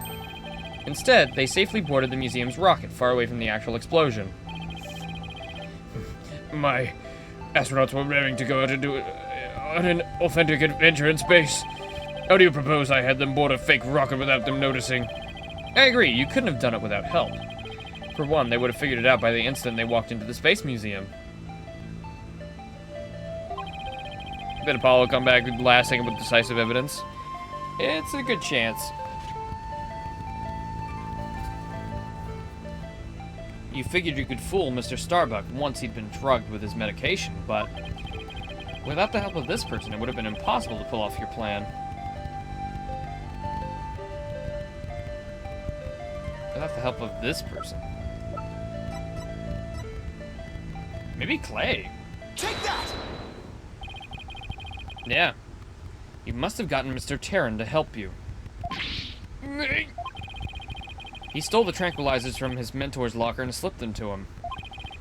And then when Mr. Starbuck was in a daze, they boarded the replica rocket to the museum.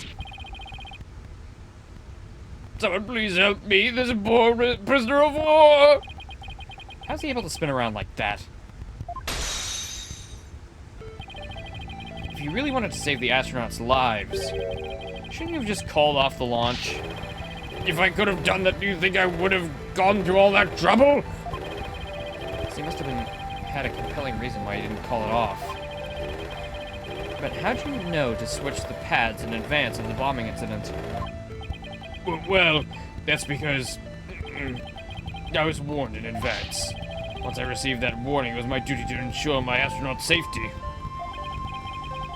But it was just a warning. Could have been a prank. Why'd you believe it so completely? Because I went to one of those mediums that everyone's talking about these days. Mediums reference? Pearl? Maya? Oh, I didn't realize channeling was back in vogue. Besides, I thought it was you yourself that got the warning via telephone. Yes, that's right. The bomber contacted me personally. My battleship equipped with a special advanced communication system, you see? AKA a regular old telephone. It's been a while. Planning another launch? I see you haven't learned. Wait. Is the lie that Maya's gonna be here? Is the lie that you said Maya wasn't in this game, but she is actually? That would be a good lie. I'd be very happy if that was the lie. I'll never forget the terror I felt when I received that call. The bomber said, "It's been a while?" And that was enough to make you take the threat seriously? Perhaps Director Cosmos took the threat so seriously because the Space Center had been involved in a bombing once before. Maybe the culprit in the current case is the same person who was involved in the incident.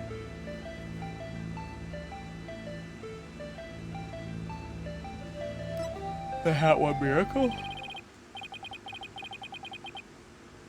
That epic story of survival. People across the nation know it now as a heroic tale of bravery. Yeah, I don't know what's with everything being 7 years ago. I think it's to coincide with the dark side of the law or whatever the fuck. Dark side Phil, I don't know. But in truth, it was an act of sabotage perpetrated by our current killer, wasn't it? Very few knew about the previous plot, so when the killer said it's been a while, you knew beyond a shadow of a doubt that the danger was real, and it wasn't a prank. Did anyone ever tell you to go easy on an ex-serviceman?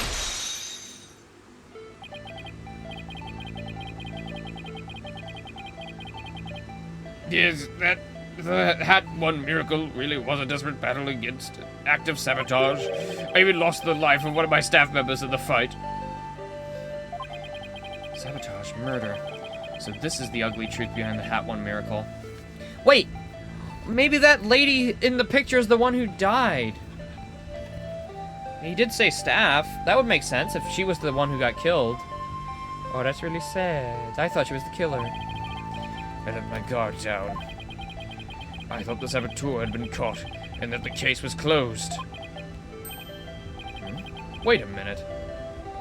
But who is she? Maya is dead. No.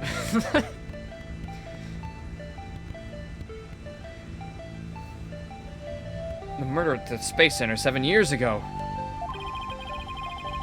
This must be the person Director Cosmos thought was the culprit. Stop pressing up. Take that! Simon Blackwell, the murder suspect in a case that happened here 7 years ago. 2 incidents, the murder and the sabotage, were the same. Yeah, Simon's innocent, yada yada.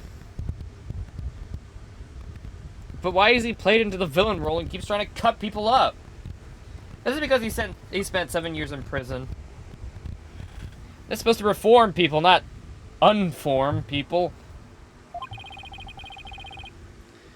So you thought that he committed both crimes? Oh, well, Prosecutor Blackwell was behind bars. You got another threatening call. If the culprit this time is the same as 7 years ago, then it isn't Simon Blackwell. He's depressed. Bro's emo, that's why. Realizing that, you were shaken, meant the true culprit's been running free all this time. How do you keep seeing straight through me?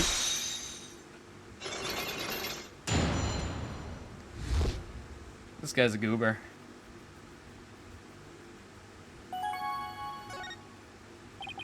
The reason why Director Cosmos won't talk about why he switched the launch pads is connected to the truth behind the Hat One miracle. The sabotage and murder that happened at the Space Center 7 years ago. Director Cosmos, tell me what you're hiding. I'm actually really glad this isn't a flashback case. Like, I'm very happy that we're not doing another flashback case 7 years ago. Like, I'm glad we're gonna have to piece it together from the present. Like, I don't mind the flashback case. In a lot of cases, some of the flashback cases are the best ones. But I don't know. There's been a lot of them. It's nice to kind of have to, you know, piece together the puzzle from the present, rather than just getting to see it. Just read up on the case.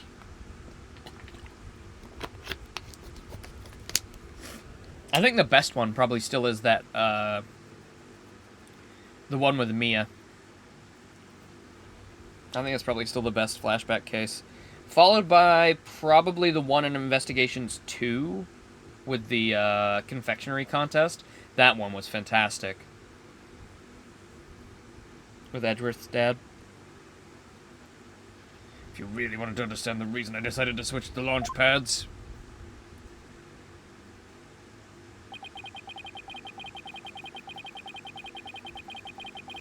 You're gonna hate the Great Ace Attorney because every game is a flashback. Well, I mean, that's the premise of the game.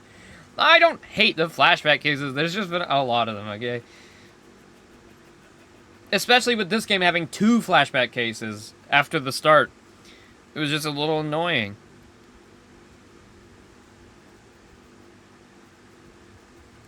Especially since, like, both of them really didn't have much to do with the overarching story.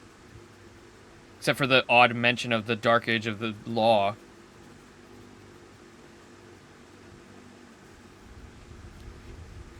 We'll have to start with the story of that horrible nightmare from 7 years ago. I think the best Ace Attorney story so far was the third game, I think. I'd say 3, 2, Investigations 2 are my top 3. In that order, as well. Top to bottom. 7 years ago, you mean the so-called Hat One miracle?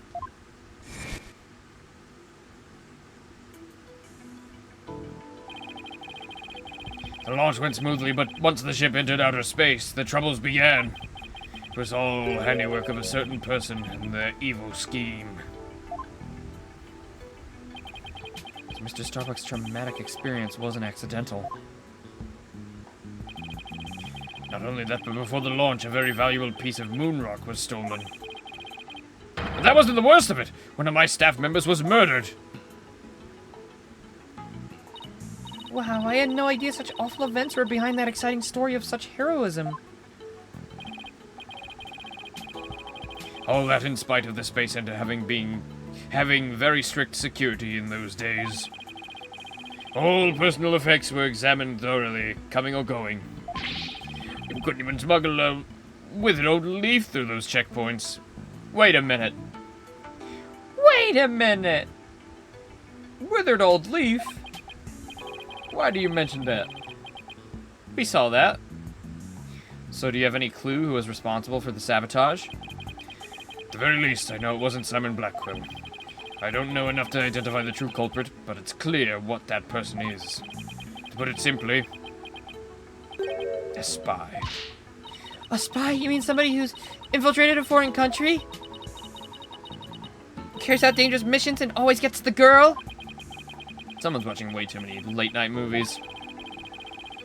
Well, I guess if we're talking about blowing up a rocket and stealing research material.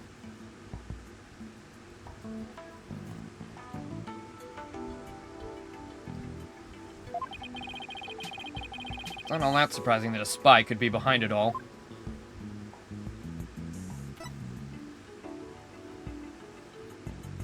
I just had like a brain blast. Blushroom and Trucy are the same age. And you know what? I can see the resemblance.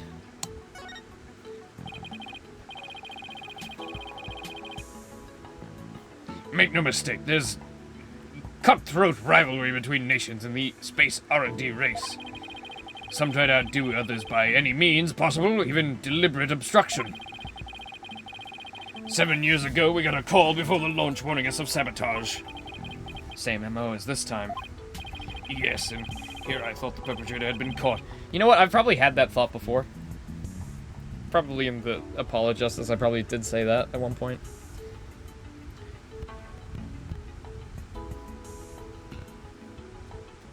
Yes, and here I thought the perpetrator had been caught, but it looks like I was wrong. Prosecutor Blackwell seems more like a ninja than a spy, don't you think?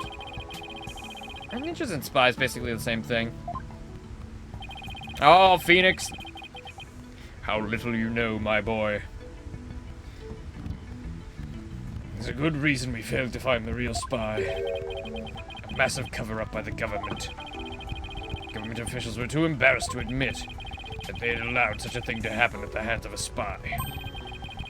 Don't tell me they made police rush the investigation. They did indeed. And then the cover-up of the sabotage, they cleaned up the story. And that was the Hat One miracle, wasn't it? But then 7 years later, the same MO advanced warning of sabotage. That must have been the director's reason for switching the launch pads. But 7 years ago, the spy gave you advanced warnings of their plans, just like this time. It was what made you decide to switch the launch pads, wasn't it? That's right. The caller knew the facts of the case 7 years ago, despite the cover-up. They knew about the sabotage, the moon rock, the murder, and they said, "You don't want things to go like they did 7 years ago, do you?" I immediately thought of calling off the launch, but the government wouldn't let me. We don't give in to the likes of terrorists, and we must proceed for our country's honor. And because of that, a man was killed. It was quite a moving speech, actually. Moving? Really? But if you're easily inspired by political talking points. But I knew the truth. We'd been warned, which meant that the danger was very real.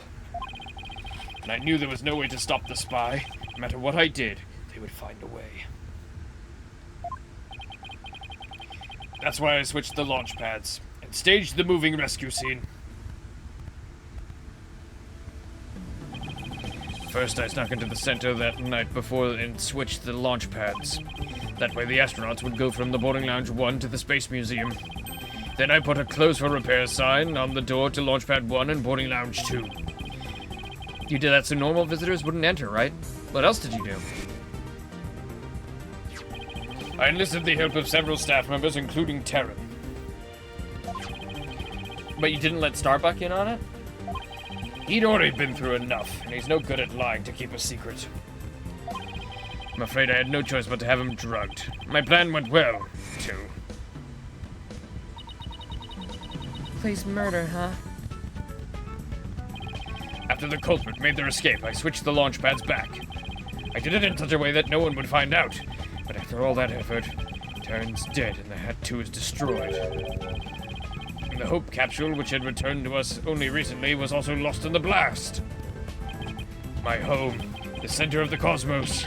My beautiful Cosmos Space Center is done for! Wait, what do you mean by the Hope capsule was lost in the blast? I thought the Hope capsule was found at the crime scene with Mr. Terran. It had just been brought back by the Hope space probe with asteroid samples inside.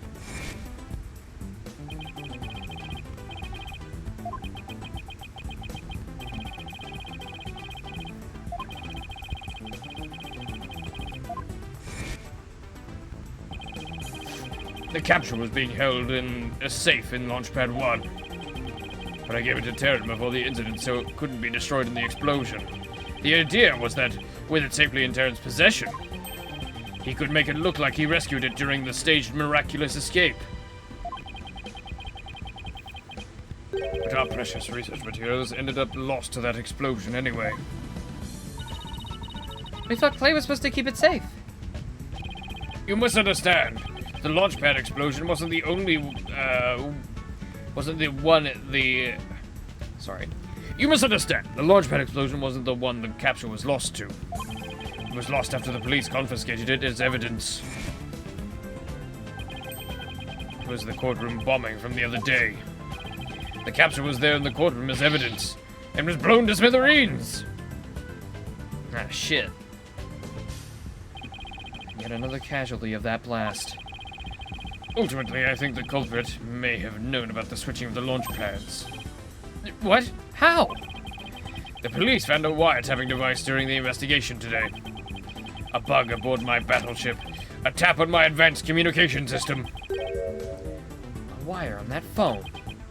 Yes, a wire on this very phone. I used this phone to give instructions to my staff about the launchpad switch. Just to a few select members who knew about the plan. But just before the incident, staff members were coming in and out of launchpad number 1. Ugh. The culprit probably slipped in with them amid the confusion. Planted the bomb then. Yeah, if they were tapping your phone, they definitely could have pulled something like that off. So you really think the same spy's behind this incident and the one 7 years ago? Yes, I'm sure of it. And this spy must be the Phantom Prosecutor Blackwell's been chasing.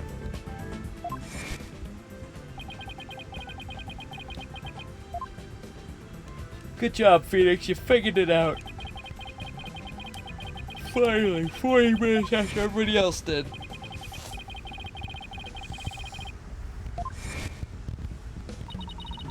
So if we can find this Phantom... That's right, we can clear Athena's name. Then there's the matter of Prosecutor Blackwell, too. What about him? Well, if the culprit of 7 years ago is the same person as in the current incident, it would mean Prosecutor Blackwell's innocent. That's still an if, though. I wonder how dangerous that guy would be in court without handcuffs. But if we're going on a ghost hunt, count me in.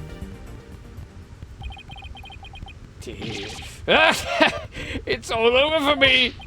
Speed, whirl, I'm done for! The splinter of the cosmos is doomed! Do you think he's gonna be alright, Daddy? Well, at least he'll be in good company. There must be planets out there you can spin with. Which reminds me, I'd like to delve a little deeper into the Hat 1 mission, too. You want to learn more? Start with the Space Museum. There's a Hat 1 exhibit there. Oh, don't mind me. I'll just keep spinning here and see how the cosmos unfolds. This is a good game. This is a very good game. It's like he achieved spiritual enlightenment or something. I'm sure he'll stop when he gets dizzy. Let's go visit the Space Museum. Bye.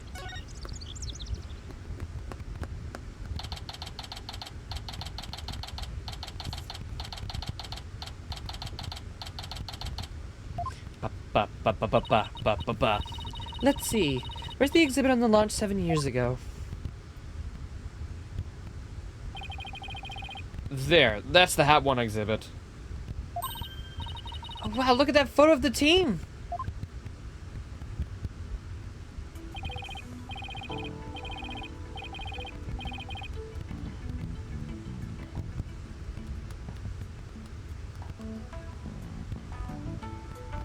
Wait. That's not... That couldn't be... Did we ever get a confirmation of what happened to Misty Faye? That's not Misty Faye, is it? No, that's a random out of the blue quasi guess. Forgive me. That's crazy. There's Clay and Mr. Starbuck, Director Cosmos, Aura Blackquill, and even Ponko. Ponko? Misty's dead? Okay, yeah. Okay, good. Good. Well, not good, but... Victim of 3-5. Okay. Right. Okay, yeah.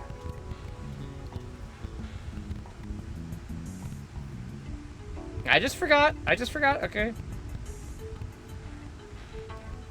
I've never seen the woman on the right before. Everybody looks so happy. Well, except for Director Cosmos. Let's check the newspaper article, too. Listen, we've played a lot of Ace Attorney, okay? We've played a lot. I can't be expected to remember every detail.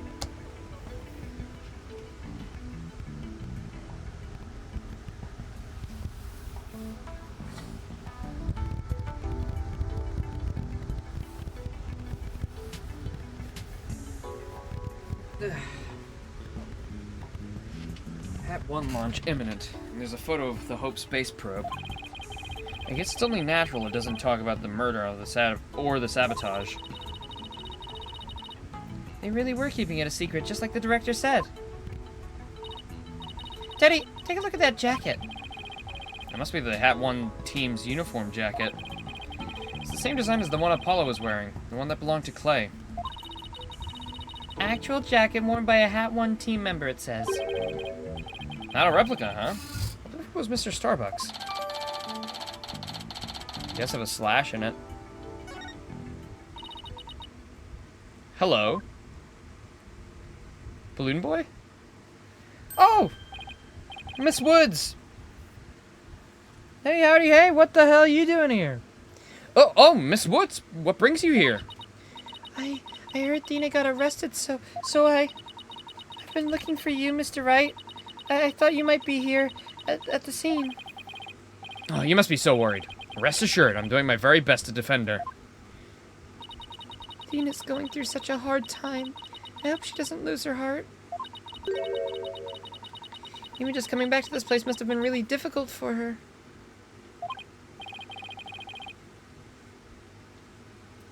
You mean the Cosmos Space Center? What? You didn't know? She used to live here when she was a little girl. Why, I knew she was involved, but she lived here? Maybe that's Athena's mom, then. She did? No, I didn't know. I wonder if she knew so much. Miss Woods, could you tell me more, in detail? His mom worked here. Well, there you go. That was Athena's mom.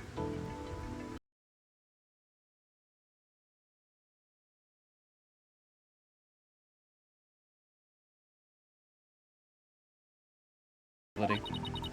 I don't really know. But I do know that she lived and worked here, so Athena lived here too. So it was far from Athena's first time here. I wonder why she didn't mention it.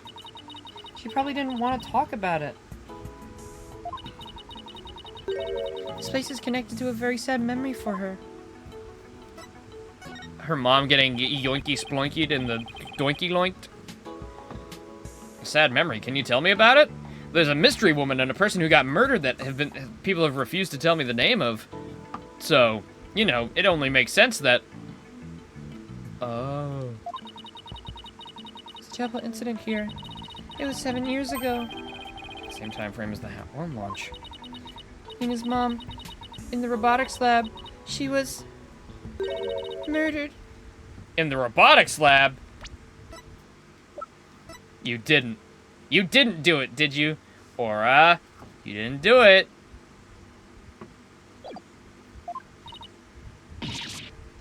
What?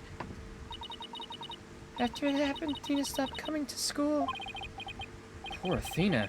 And all this time, she never let on at all. I was so worried about her, I came here so many times, hoping to see her.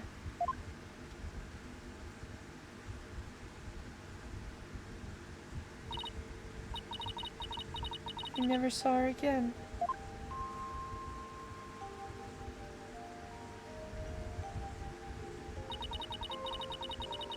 Yes, yes, she is Blackwill's sister, yes.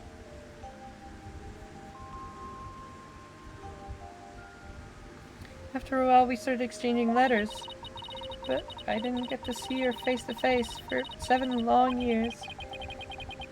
And so the first time you'd seen her in 7 years was during Prof. Court's case. That's right.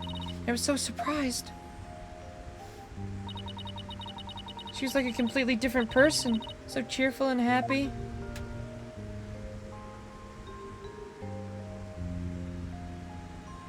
Young Athena. What was Athena like as a child? She was very sensitive and kind. She didn't talk very much. She liked to draw and paint at home. That's completely different from the Athena we know now. I can't even picture it. She never left the Space Center much because she was very sensitive to other people's emotions. When she went to crowded places, she'd get dizzy from all the emotions flying around. Right, her power. Must be hard to hear people's hearts as well as their voices. She always wore these big, heavy-looking headphones.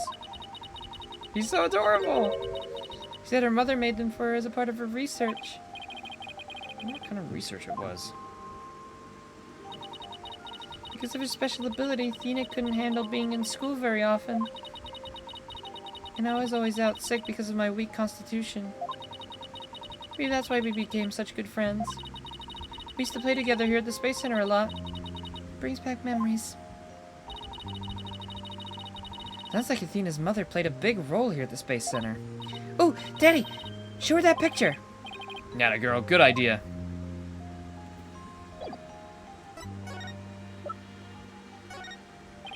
Miss Woods, could you take a look at this for me? Oh look, there's Athena's mom. The woman on the right there, the one in the kimono. Metis Sykes. Persona? Athena's mother's murderer. Did it by chance have any connection to the Hat Wand launch? But why, yes it did. As I recall, it happened on the day before the launch. Just as I suspected. That wasn't the worst of it. One of the staff members was murdered. Oh. Right. Yes. So this is the murder Director Cosmos was talking about. Does that mean that the crime prosecutor Blackwell was convicted of is the murder of Athena's mother? There's a chance her death is somehow connected to the current case. There is? Thank you for all your help, Miss Woods. No further information. And don't worry. I won't let anything happen to Athena. Thank you, Mr. Wright. I know you'll take good care of her. So, we need to investigate the robotics lab and also talk to Athena. We got our plates full, Daddy. I hope we can fit it all in before the day's through. The detention center first, then. We have to see Athena before visiting hours are over. I know a lot's happening, but Woods didn't even ask about Apollo. Alright. Well, if it isn't Mr. Lawyer, fancy meeting you here. Oh, hey, Detective Fulbright. You're on business? To tell the truth, I'm here to interview Ted Tonate. The one behind the courtroom bombing incident? He suddenly said he's ready to tell the truth about that case. And what he was saying was so incredible, I just had to come right over and to hear more. Incredible. What was he saying? Why don't you hang around and hear it for yourself? Really? Us? Are you sure? Duh, I give you my special permission. Here comes the bomber now. Hey, fucker. You. What nerve you have to come here? You're here to laugh at me, I suppose. Like I'd waste my breath on you. Pathetic piece of shit. After all, you're the one who assaulted Apollo and put him in the hospital. And killed somebody. Oh, and blew up the courthouse. Violence? No. Question? Okay. No violence. Too bad Apollo didn't get a chance to say that before you attacked him. Die. Fine. And just answer me this, Mr. Tonate. What is the truth of yours about the courtroom you blew up? No, I didn't do it. I didn't blow up the courtroom. When I killed Detective Arm, there was another person in the room. What are you talking about? Who else could have been there? I saw it, I tell you. I saw someone's hand as they were stealing the remote switch. This person was there and witnessed the murder I committed. What? I don't know who it was, but that's who blew up the courtroom. You expect us to buy that? Easy there, Trucy. I don't see any Cyclops, so I guess he must not be lying. Pardon me, I got a little carried away. But I'm telling you the truth. I did not detonate that bomb.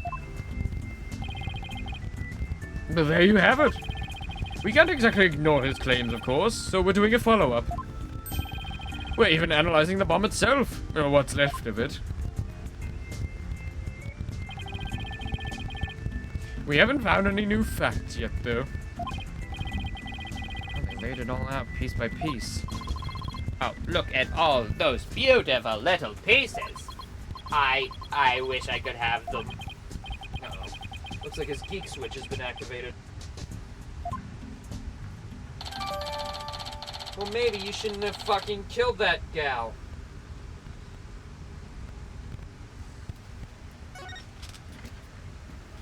You know, have you ever thought of maybe not committing murder? Well, I hope you're ready, Prosecutor Blackwood's special brand of questioning. Anything but that.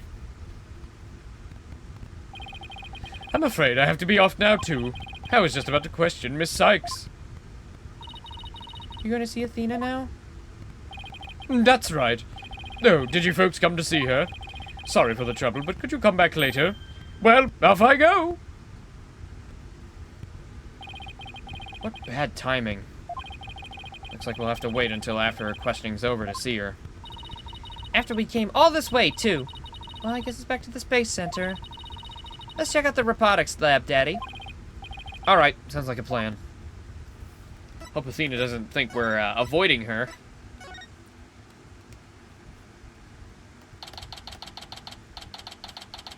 Well, this looks completely normal. The Judge-tron. So this is the robotics lab, huh? Looks like we're exactly one floor above the boarding lounge. Where people were directed to evacuate from via the emergency ladder. This is where Athena's mother was killed 7 years ago. Speaking of someone who works with robots... Daddy, look over there! Apollo! So they plan to use this bag to carry the capsule, is that right? Yeah, more or less. Say, why don't we stop talking about the case and have a nice cup of tea instead? How about we, Start fooling around back here. Before anybody walks in. Apollo and Aura Blackwell. What are they talking about? Well, well, come to spoil our fun. Just when I was enjoying our alone time. Oh my. Trucy and Mr. Wright. If it's Apollo you want, you can't have him. He said he's investigating on his own. And I respect his wishes. We just came to investigate this lab. Well, this is my lab, so you'll need my permission if you want to do any snooping. I heard about the trial. You made mincemeat out of that director. And suddenly Starbuck was out and your little subordinate, the princess, was in.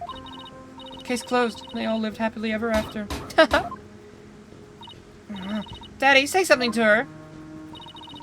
I suppose you're going to defend the princess in court, am I right? The princess, huh?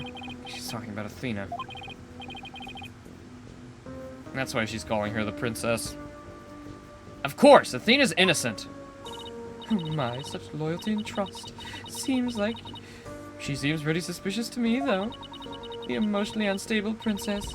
There's your culprit for you. Don't you agree, Apollo?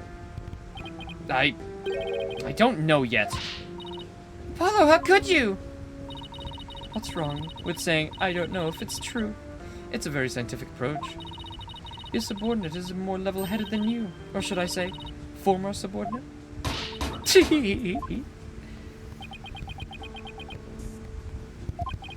I can't believe it. Does Apollo really suspect Athena? Phew, all this laughing has worn me out. Your turn to say something, hunk of junk.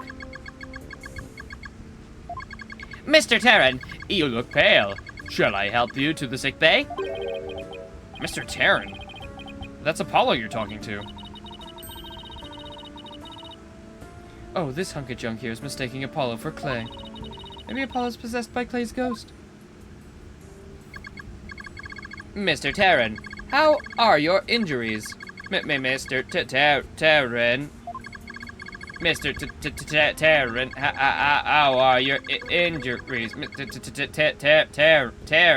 Terran. Yes, Clay intends to hang around to haunt the princess that murdered him. Oh, and to haunt that lawyer that defends her, too, of course. A robot that can see ghosts. Yeah, right. And I'm a spirit medium. Sorry, but apparently scientists just don't tell very frightening ghost stories. I intend to defend Athena, no matter what you have to say about it. How perfectly foolish. That kind of blind belief makes people lose sight of the truth. Just like 7 years ago. Could you tell me more about the incident 7 years ago? Why? You enjoy trampling on people's feelings and rubbing salt in their wounds? Or do you just want me to talk? Well, in that case, what should I ask in for return?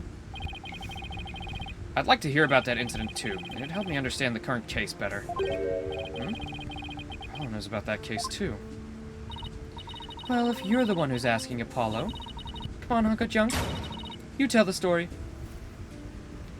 Okay, what's going on between you and Apollo? I would like to know now. And I would like to switch to playing as Apollo, if possible.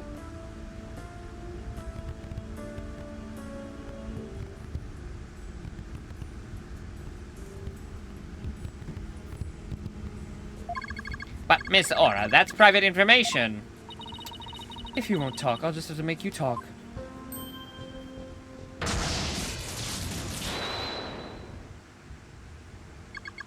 Yes, who cares about the personal privacy? Not me. I'm ready to utilize my blast processing abilities to impart all available information. Oh, what a magic trick. He's like a completely different robot now. The bodies of all the robots that came through the lab were designed by Miss Aura. I was born 7 years ago. Miss Aura was much, much younger then. Yikes. Better watch what you say if you don't want to get recycled, Clonko. And then our hearts were created by that great genius, Miss Dr. Metis Sykes. Hearts? Robots with hearts? Can you even make such a thing? Emotions are not irrational things. Our logic and hearts can be integrated. The two navigation companies created by Miss Aura and Dr. Metis transcend humans. Yeah. Metis.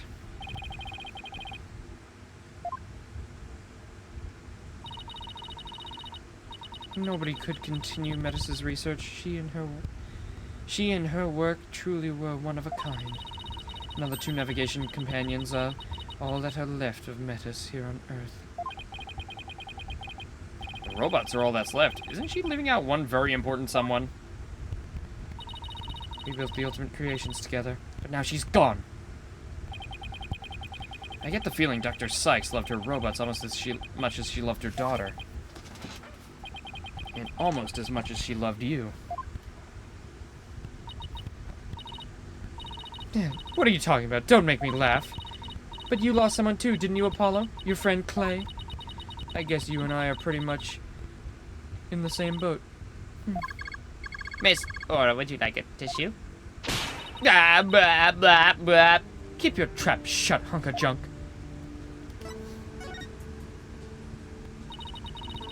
Klonko is an important keepsake of your time with Dr. Sykes. You should treat him better. What does it matter? He doesn't feel pain. I can always repair his body. Besides, their hearts aren't actually in their bodies. What do you mean by that? The program Metis runs on a separate mainframe. Their bodies are controlled remotely from there. Their hearts and memories are there too. These bodies are really just peripherals. So I can do anything I want to them. I'm not so sure that gives you the right to physically abuse the poor things. But why are you people looking into such an old case now anyway?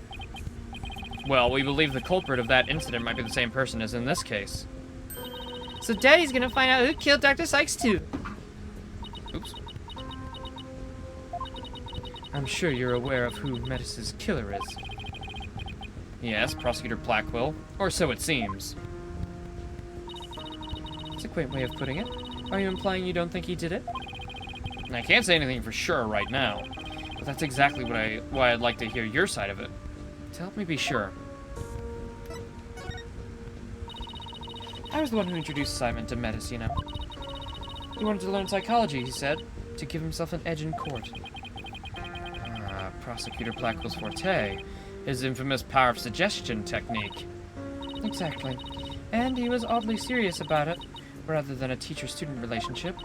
He treated her more like how a loyal samurai would treat his sovereign. Seems more like a lost soul than a dignified samurai to me. He got along well with that miserable little princess. Why do you call Athena the princess, anyway? Well, she is Metis's daughter, after all. Although she's nothing like her. Besides, doesn't the selfish little princess always have lots of white knights hanging around? Now I think I see why Athena didn't say anything when we ran into Aura yesterday. It all makes sense now. So the culprit behind the two cases could be the same. That settles it then. What does it settle? None of your business. Just forget you heard anything. How long are you people gonna hang around in here anyway? What? But we came here to take a look around. You think you can just waltz in and ransack a person's lab? Show me a search warrant. Poor little guy. Bro's being strangled. Let me get that. Let me get that for later. I'm gonna save that to the memory banks.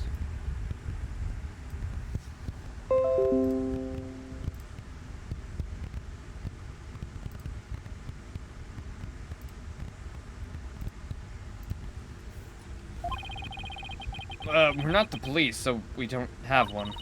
Then get out. Now, Klonko, show them out. Certainly, Miss Aura. No, don't push! My apologies, I'm just following orders. Ah!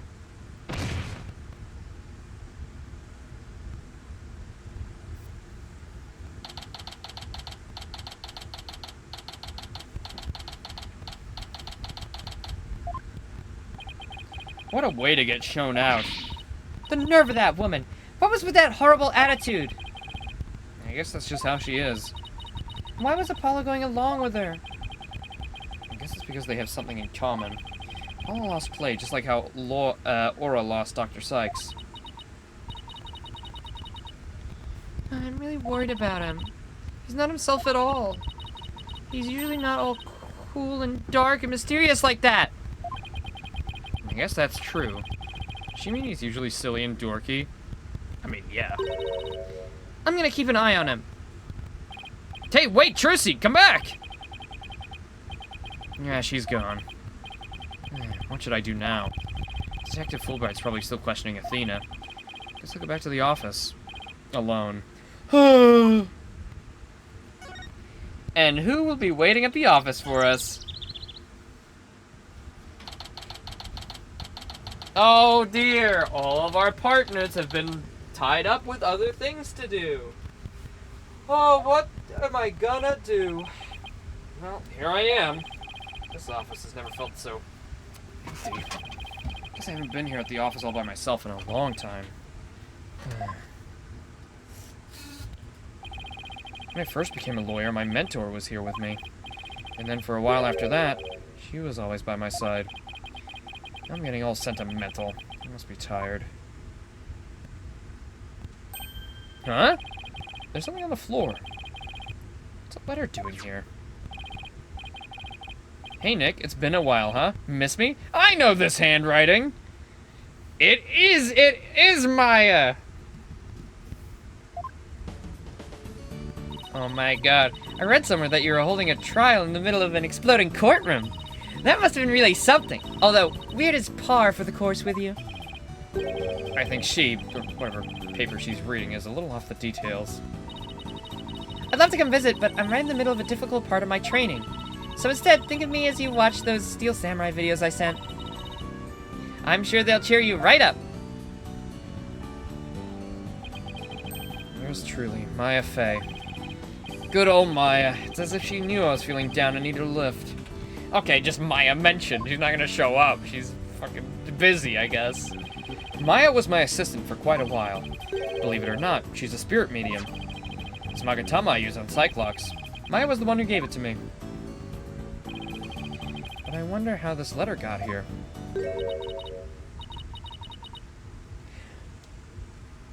Oh, Pearl, is that you? Mr. Nick? Ah! Oh my god, she's all grown up! Kind of. He's still very... Oh, she's so adorable! Oh, it's you, Pearls! Oh my god! She's so adorable!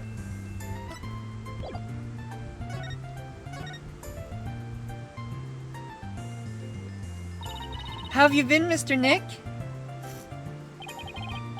This is Pearl Fey, though I call her Pearls. She's Maya's cousin, who's also a spirit medium. A very talented one at that. I've known her since she was 8 years old. But Apollo and Athena only met her a few months ago. Would that mean she's 16 now, then? She's the same age as my daughter. That's a little strange.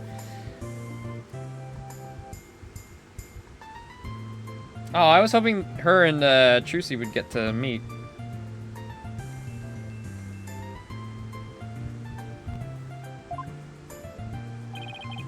You didn't come all this way just to bring me a letter, did you? Is it? I guess it's not that weird. It's just a strange coincidence that they're the same age. I apologize for barging in. The door was unlocked. But I can't believe there's a big explosion here. Your office doesn't look any different. She's even further off the details than Maya. I wish I could take you out to eat or something, Pearls, but there's a lot going on. Oh, I knew that. I didn't come here for a social visit, you know, Mr. Nick. Did you read the postscript on the letter? There's more? Oh, yeah, here it is. P.S. I bet you've been too busy to clean or take care of the office, so Pearlie said she would come and help you. Isn't she sweet? You better thank her.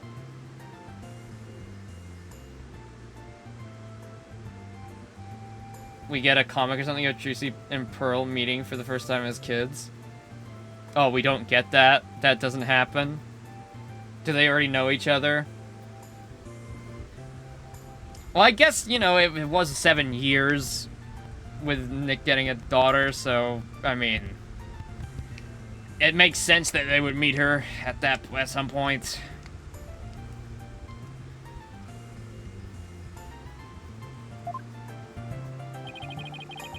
Oh, so that's what you were doing here. That's awfully nice of you, Pearls. And Pearls, thanks to these two, I'm starting to feel a little better. Thank you, girls. Now that I'm here, I'm gonna whip this place into shape. You just concentrate on your work and don't mind me at all. I'll need to talk to Prosecutor Blackwell if I want to learn more about this case. With the trial still going on, they must be holding him down at the detention center. Oh, we can't, like, ask how she's been or anything?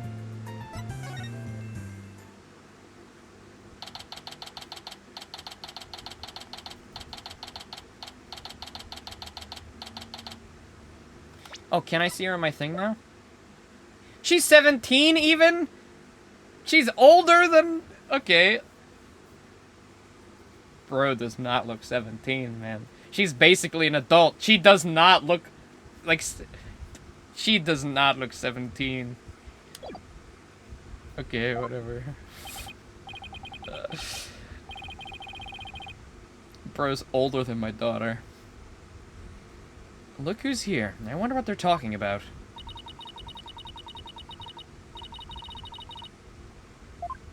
Turning your hair gray. I don't have anything to say, Aura.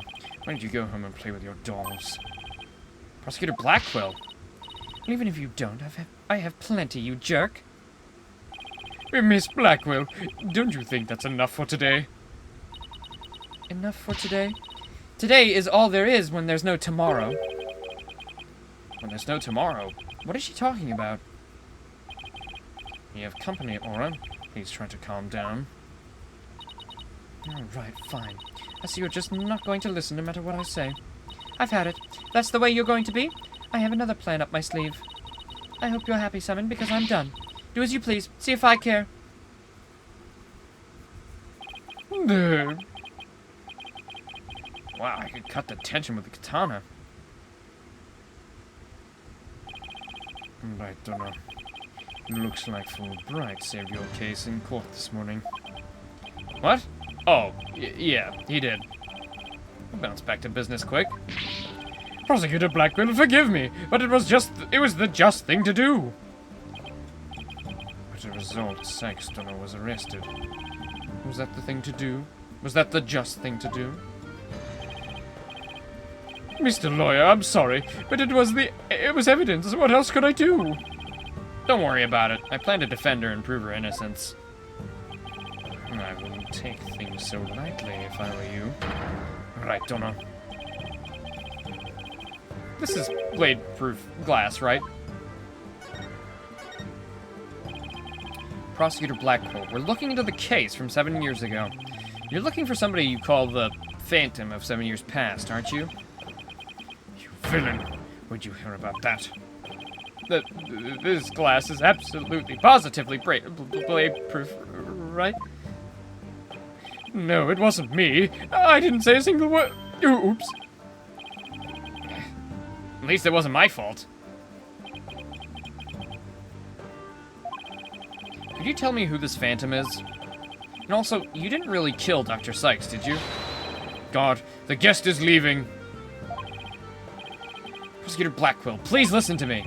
The culprit in the current case might be the same one as the one in the case 7 years ago. If you would cooperate, we could probably solve both cases. I suppose I could talk. The one who killed my mentor was, without question, me. I stole Sykes Donner's mother away from her. I destroyed her life.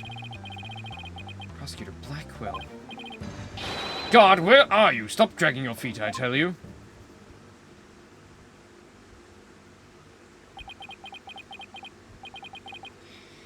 There he goes. No! We've upset Prosecutor Blackwell! Now what are we gonna do, Mr. Lawyer? Now, there isn't much we can do. Detective Fulbright, do you mind if I ask you a little more about that old case? Well, I guess it won't make any difference now. What would you like to know? Do you know anything about the trial that got him convicted?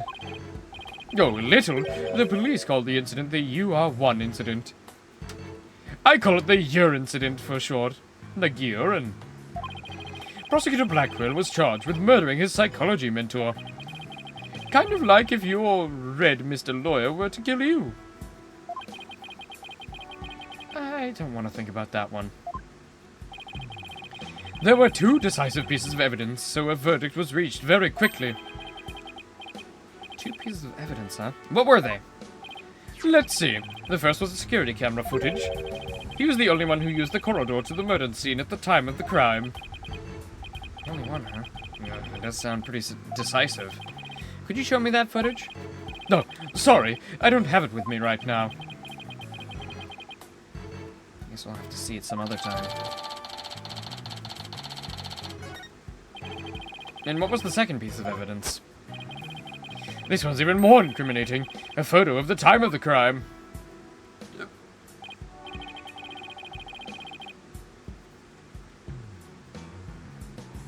See, there he is at the crime scene holding a bloody katana. It was the victims kept on display in the room. She had a thing for Japanese culture. Wow. It's hard to explain this one away.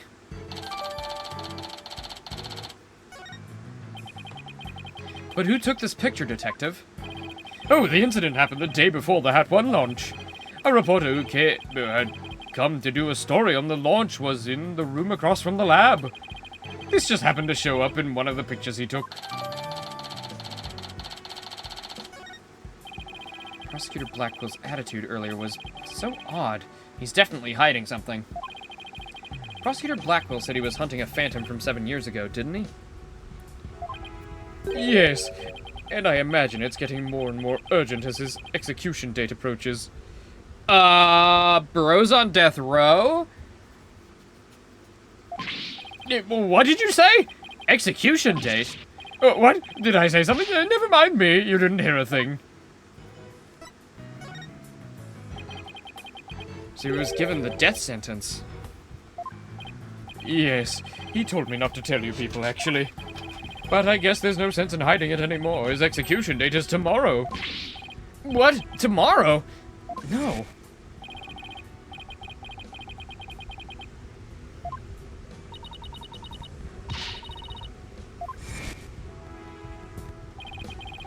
Well, what if the culprit of the current case is the same as the one from 7 years ago? Then it would be the worst possible scenario. Prosecutor Blackwell would be executed tomorrow under a false charge. But that would be unthinkable. We have to do something right now. I want to do something, I want to, but... You're a lawyer, you know how hard it is to overturn a decision. I know, but why? Why isn't Prosecutor Blackwell putting up any kind of a fight? You saw how he was, right? He's been acting like that ever since his conviction. Totally uncooperative. Not even his own sister could persuade him. Uncooperative? When he's about to be executed for a crime he didn't commit? This isn't right. I can't let it happen. I have to stop it somehow. No, pardon me. Looks like I have a phone call. Fulbright here. But, what's happening? You've got to be kidding! That's quite the reaction. I bet he's making some big show of it right now. Mr. Lawyer, the robots are... Detective Fulbright, get a hold of yourself. Some kind of robot malfunction? Not a malfunction. They're staging a revolt. The machines are rebelling against humans. They've holed out themselves up in the Space Center and taken visitors as hostages. They did what? No. Trucy! We have to get over there. This is going to be one heck of a battle.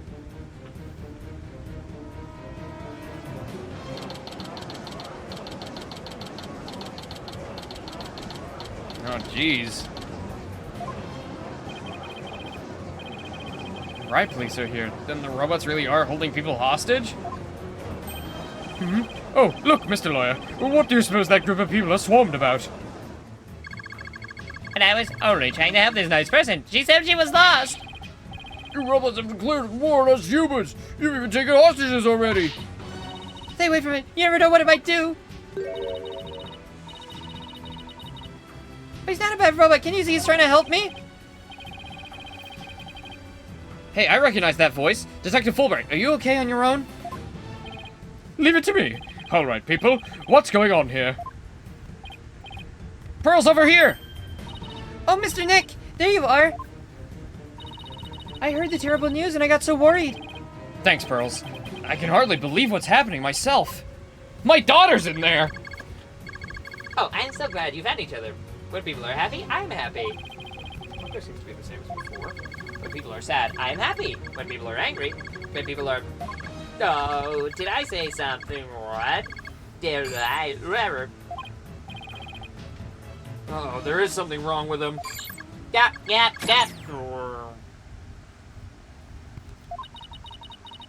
Looks like he fell asleep. He must have been tired. Ha ha. Clonko?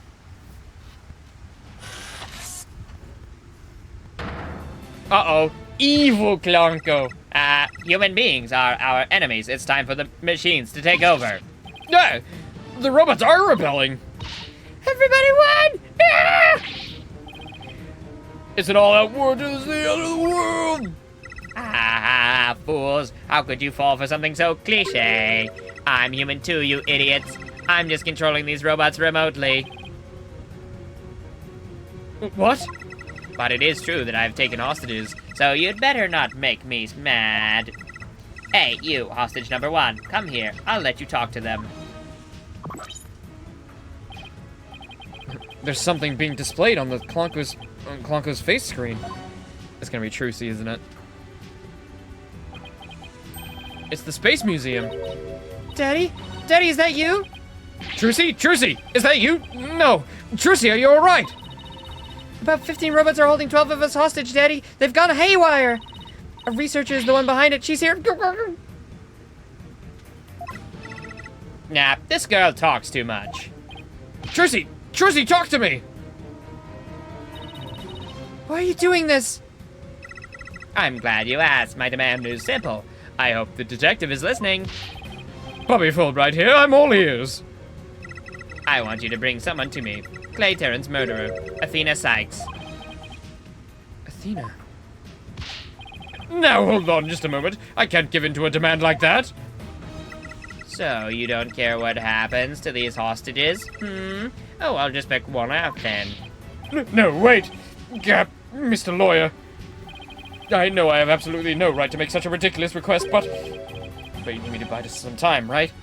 Got it. I'll see what I can do. But promise me you'll never hand Athena over. And you won't give up on the hostages either. Of course I won't! Now I'd better go contact headquarters. Mr. Nick, how do you plan to buy time? I've got no idea yet, but this hostage takeover, could it be? If you don't bring me that little princess, I'll have Hunk of Junk kill all the hostages. Yep. It's Aura. There's only one person this could be. In which case, there must be something I can use as bargaining chip.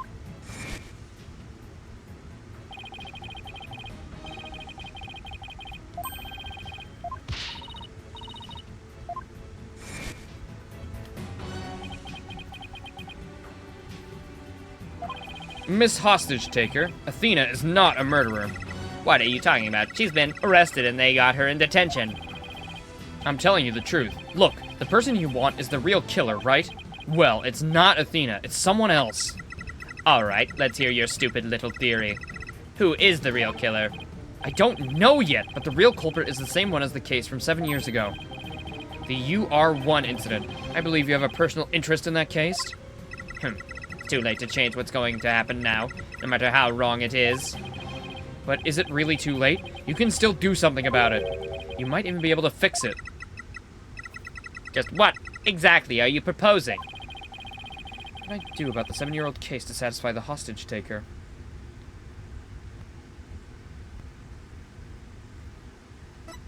Retry it in court.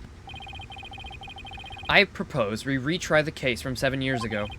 If you make that demand now, I'm sure nobody will deny you. It wouldn't be an official trial, but at least we could find out the truth.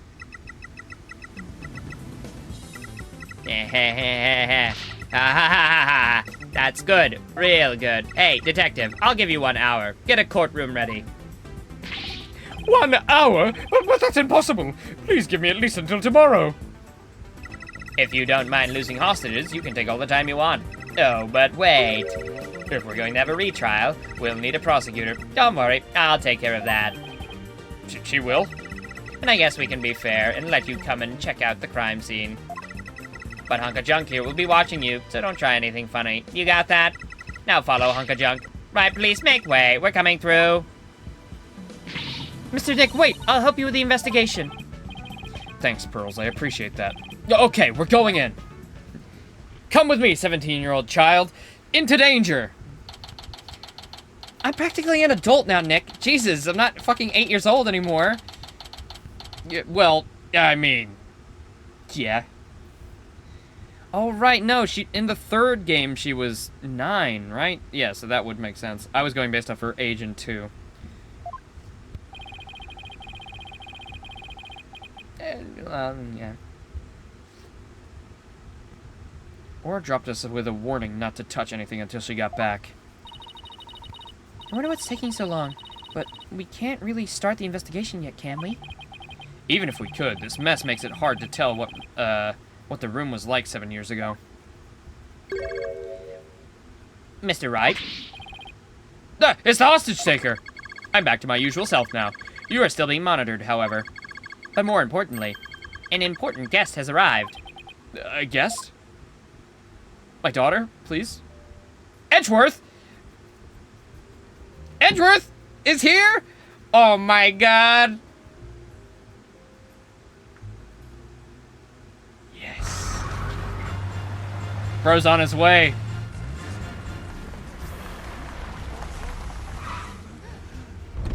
Finally! There he is.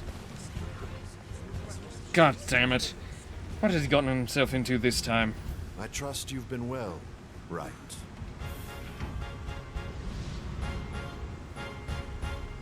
Oh shit. Edgeworth, what are you doing here? This is Miles Edgeworth. We've been friends since we were kids. We faced off in court a number of times, back when he was a prosecutor, but now... He actually gave it up again? Hello, Prosecutor Edgeworth. Oh, but you're not a prosecutor anymore, are you? Oh, he's chief prosecutor now. Oh, shit. Upgrade. Pretty soon it'll be a year, right? Title is nothing more than a title. Don't we have more pressing issues to discuss? So what are you doing here, Edgeworth? The captain chose me as the prosecutor for the UR1 case. Ah, she's good. She went all the way up to the top. I gathered all the information I could in the short time I had. I'll give you the rundown. You're always so well prepared, Prosecutor Edgeworth. Thanks, I appreciate this. I really could use the help. I'll start with the brief overview. The victim was the psychologist, Dr. Metis Sykes. Yeah, Athena's mother. 7 years ago, on the 7th of October, her body was found here in this very courtroom. I have 2 crime photos and the police notes on them, for you to see. Ugh, that is... I don't like that. Oh, what a terrible way to die. This other photo shows the other side of the room, I see.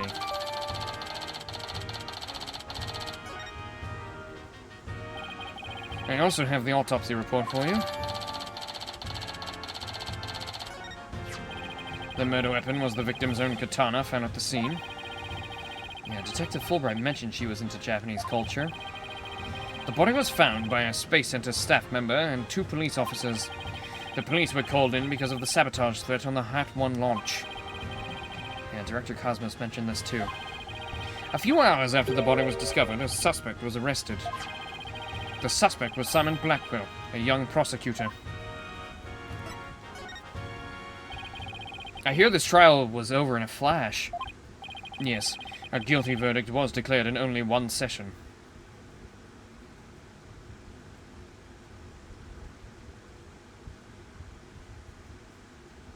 The conversation that took place between Edgeworth and Blackwell to get Edgeworth to prosecute this case is in memes?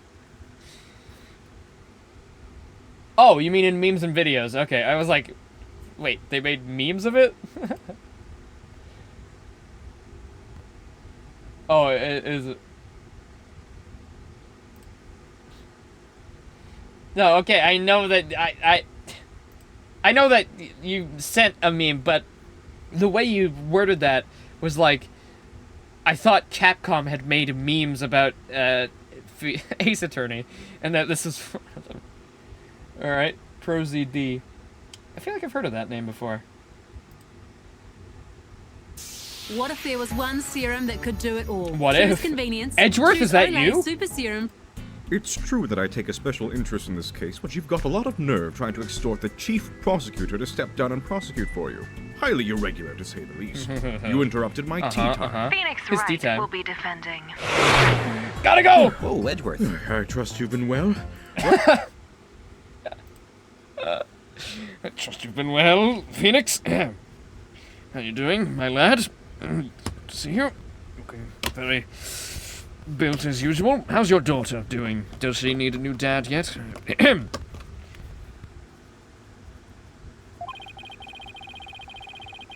Not only did he plead guilty, but there was decisive evidence against him, too.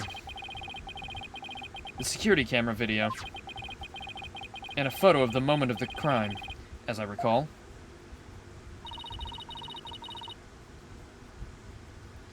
But the Prosecutor Blackquill have... Did Prosecutor Blackquill have a motive?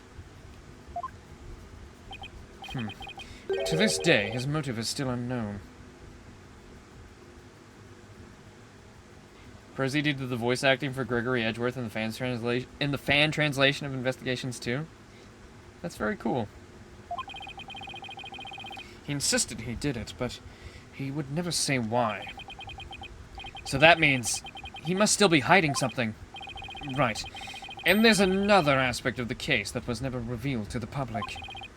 Yeah, I know. The part about the spy, right? Right! How on earth do you know about that? Well, Director Cosmos told me, after a bit of pressure. He told me espionage and sabotage were behind the Hat 1 miracle. Don't worry, I won't tell anyone. I've always been good at keeping secrets. Well, I might as well tell you now. They really do suspect Black Quill of being a spy. They think he sabotaged the rocket and killed Dr. Sykes to steal the moon rock. But if you can prove that the Hat 2 bombing is the work of the same spy, we can stay the execution? It's a possibility. That's why I intend to help you in any way I can. Thanks, Edgeworth. Now all I have to do is comb this room for evidence. You know, right, I'm also somewhat of an investigator myself. Let's do it together. His model looks a little weird. I don't know if I like the glasses.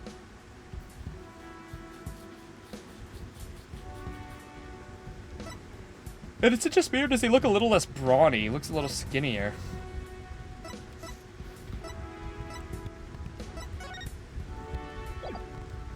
Whoops, whoops, whoops, whoops, whoops. I wish I could show people again. Right. Please stop presenting me random evidence just to see how that person will react. But that's the thing. I need to see how people react in order to question them. And what if it's evidence that the person isn't privy to?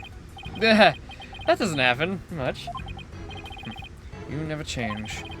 I'm afraid I'll never understand that assortment of oddball clients either.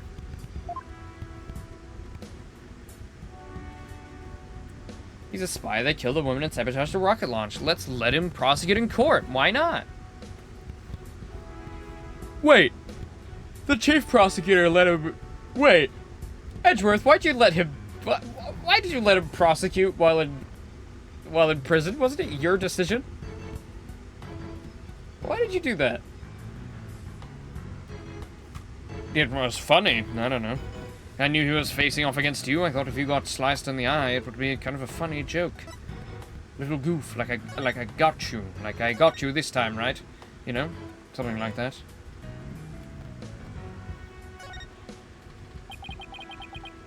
Looks like an operating table. It's in the photo, too.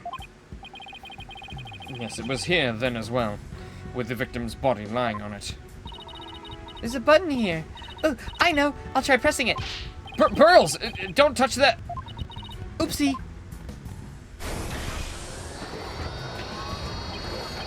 Hey, it's moving. It's building a little robot. Appears to be a robot assembly device. Assemble anything in a flash, push the dismantle button. Well, that sounds pretty neat. Can I push it, Mr. Nick? Please don't push any more buttons, Pearls. Well, now you got a little robot. Oh, look. He got made. Oh, it's just gonna keep making robots? An emergency ladder. This must be the one they used during the evacuation.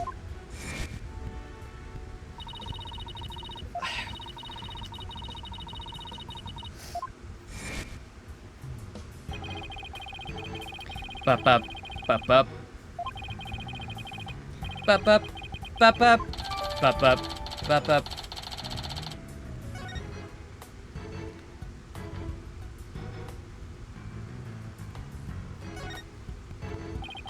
Laura's desk is a mess, though.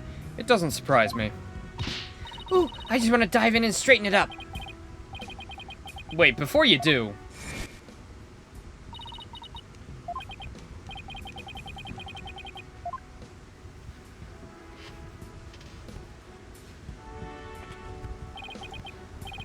That's Menace Sykes.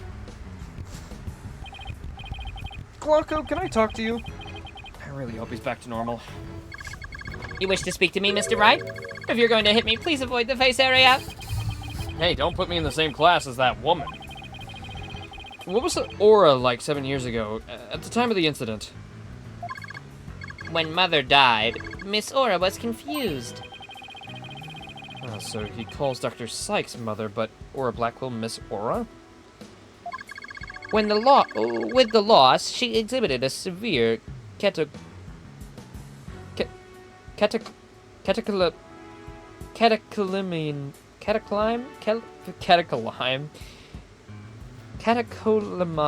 imbalance.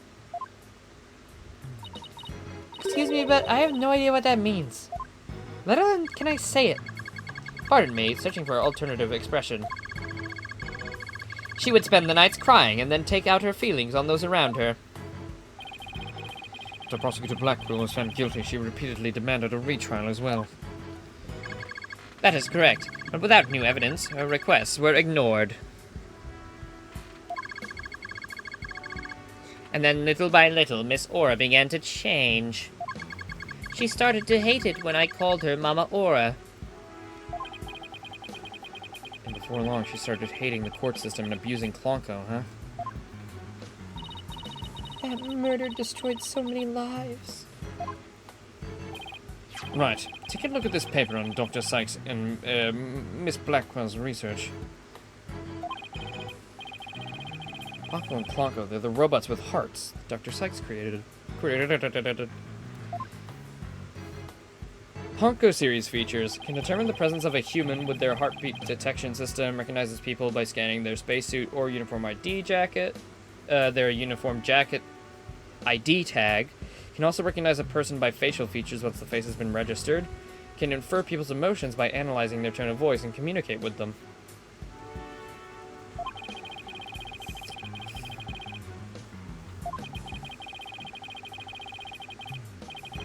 That's amazing. Hey, I don't know, Edgeworth. They might be even more human than you. What's that supposed to mean? Kinda sounds like these robots can do what Athena does. I mean, coincidence? I think not.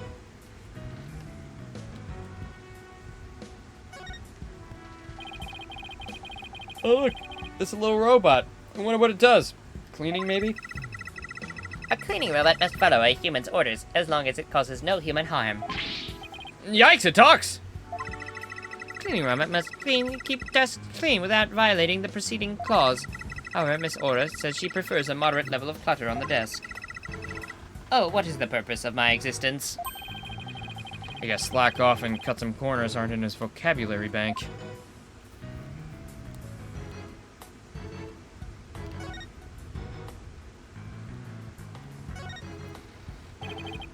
What's this? A giant robot arm, maybe? It's pretty big for an arm, but you're right. I think these thin parts here are the finger bones. They're even about as long as my legs. There's a spiked ball and a giant drill on the ground, too.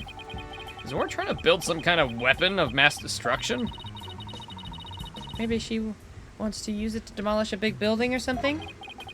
I can picture her gleeful tearing down of the street. I can picture her gleefully tearing down the street doing just that. Better not think about it anymore.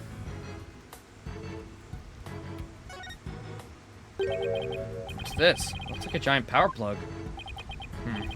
It's attached to whatever looks like an electronic vehicle charging station. That's a charging station for us robots. We come here periodically and charge ourselves up. Wow, machines that maintain themselves. That's pretty cool. If our batteries run out and we lose consciousness, we never know what Miss Aura will do to us while we're down, you see? Nothing motivates quite like fear, huh?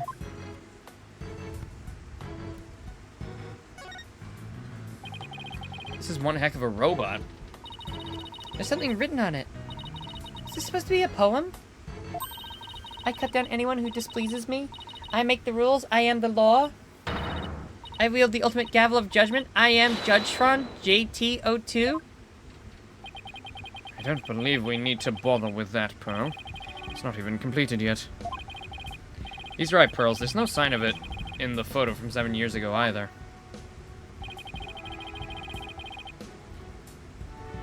Building the Hope space probe here at the time. The murder occurred after the space probe had been removed from the room. So it was long gone by the time someone took this picture, huh? But you can see the probe in this newspaper photo. Yes, and you can see the stolen moon rock there too. That strange black and yellow thing on the left side of the picture?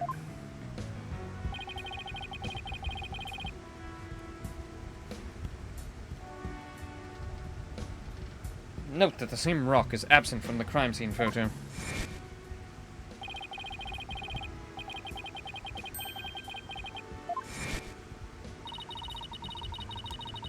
Whew.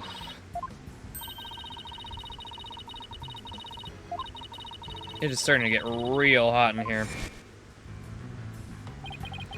So the person who stole it, I think it was our spy? I'm sure of it. Dr. Sykes was probably killed because she was a roadblock in their plan. Unfortunately, the government thinks Prosecutor Blackquill is the culprit.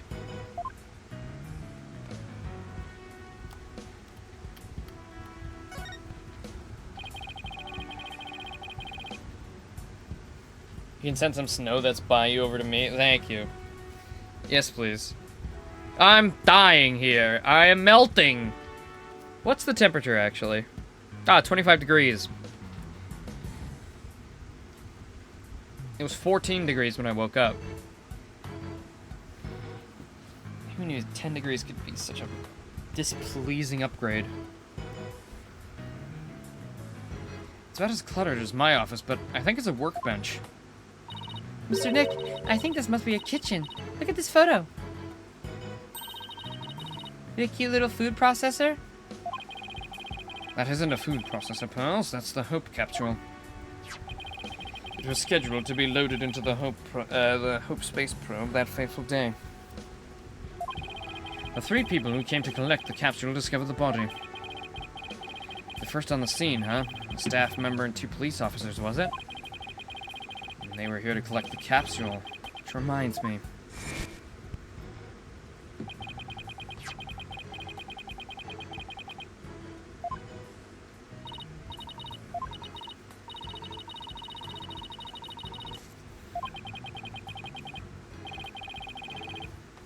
Did she say have a cup of tea because we walked in? Tried to change the subject? Or was she hitting on Apollo? I don't know. That MILF be thirsty. Edgeworth, did those 3 people have a bag with them for transporting the capsule? Oh, you mean this? It's custom made. Shock-resistant bag? But how'd you know? I just overheard Apollo making an inquiry about it, that's all. So he's looking into the case from 7 years ago on his own, is he? And he's not like, oh, who is this Apollo fellow? Edgeworth just knows. Are they texting like every night about what's happening in their lives?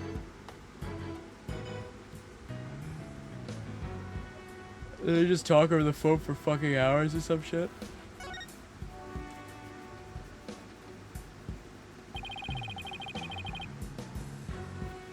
I guess that's about it for the room. Oh, yep, exactly right.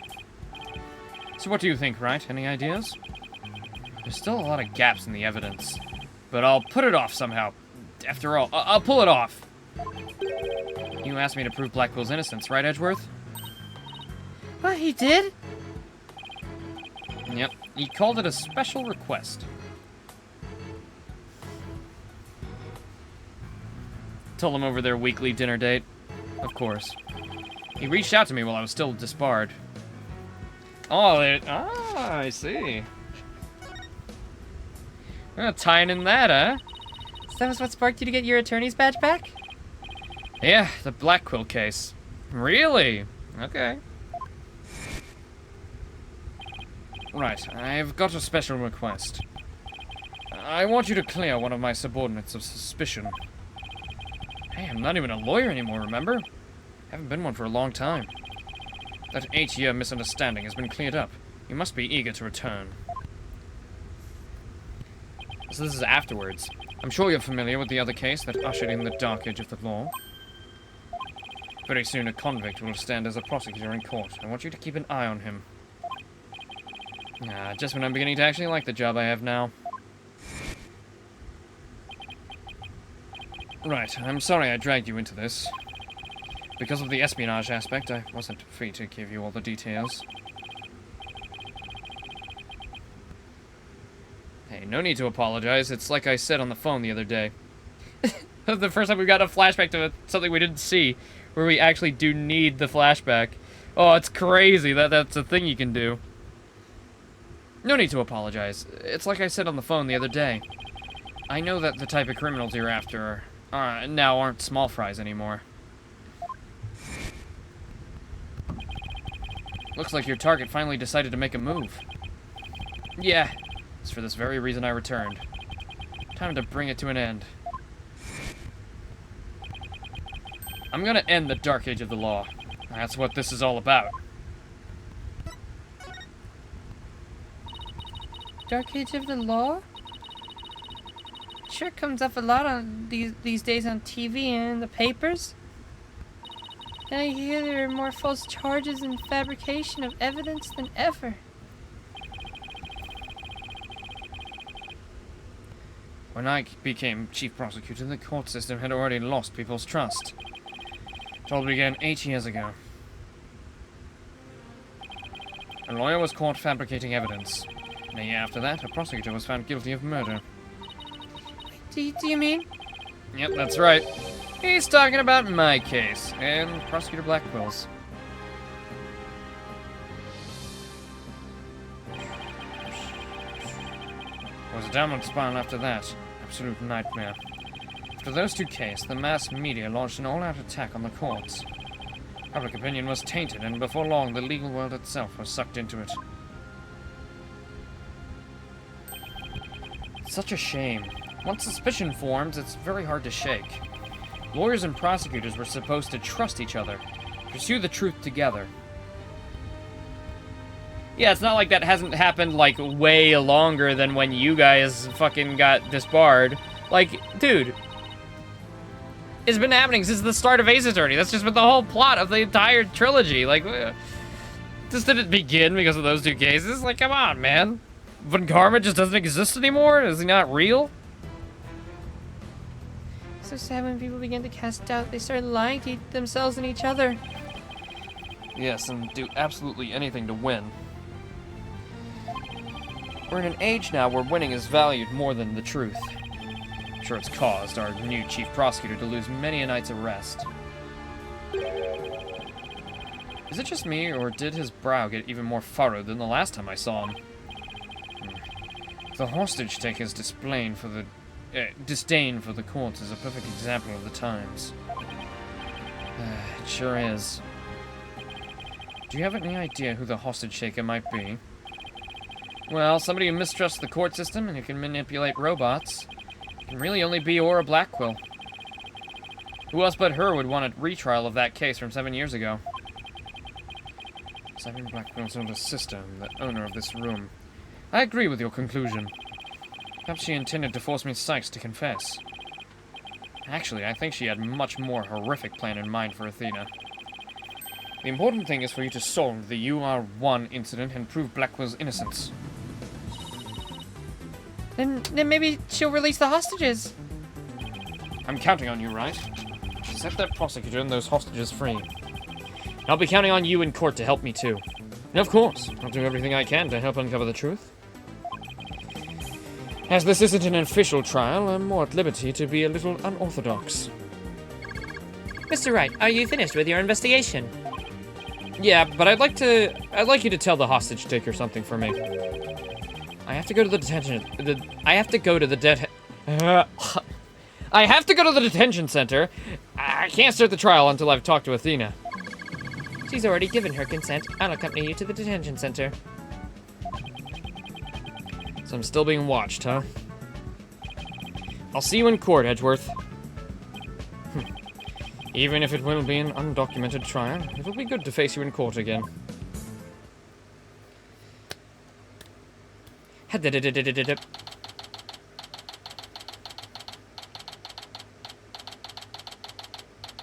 Well, I think that'll be where we leave it off for today, everybody. I know it was only a 3-hour stream, but I want to do one more stream for this finale. Of course, we do have the DLC case as well, so it's not all over, but I do want to just leave it here for today. Thank you all for tuning in. I'll see you tomorrow for this. We will finish this case tomorrow and possibly start the DLC one. But yeah, thank you all for tuning in. I'll see you all later. Thank you for watching, enjoying. Did we get to that lie that you told, Big Boss, or is that still upcoming?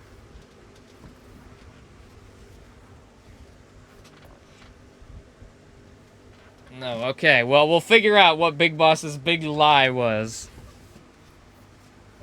I'll know. Okay, alright. Well, thank you, Big Boss, Laser, Blusher, everybody for tuning in. I'll see you when I see you. Bye, everyone.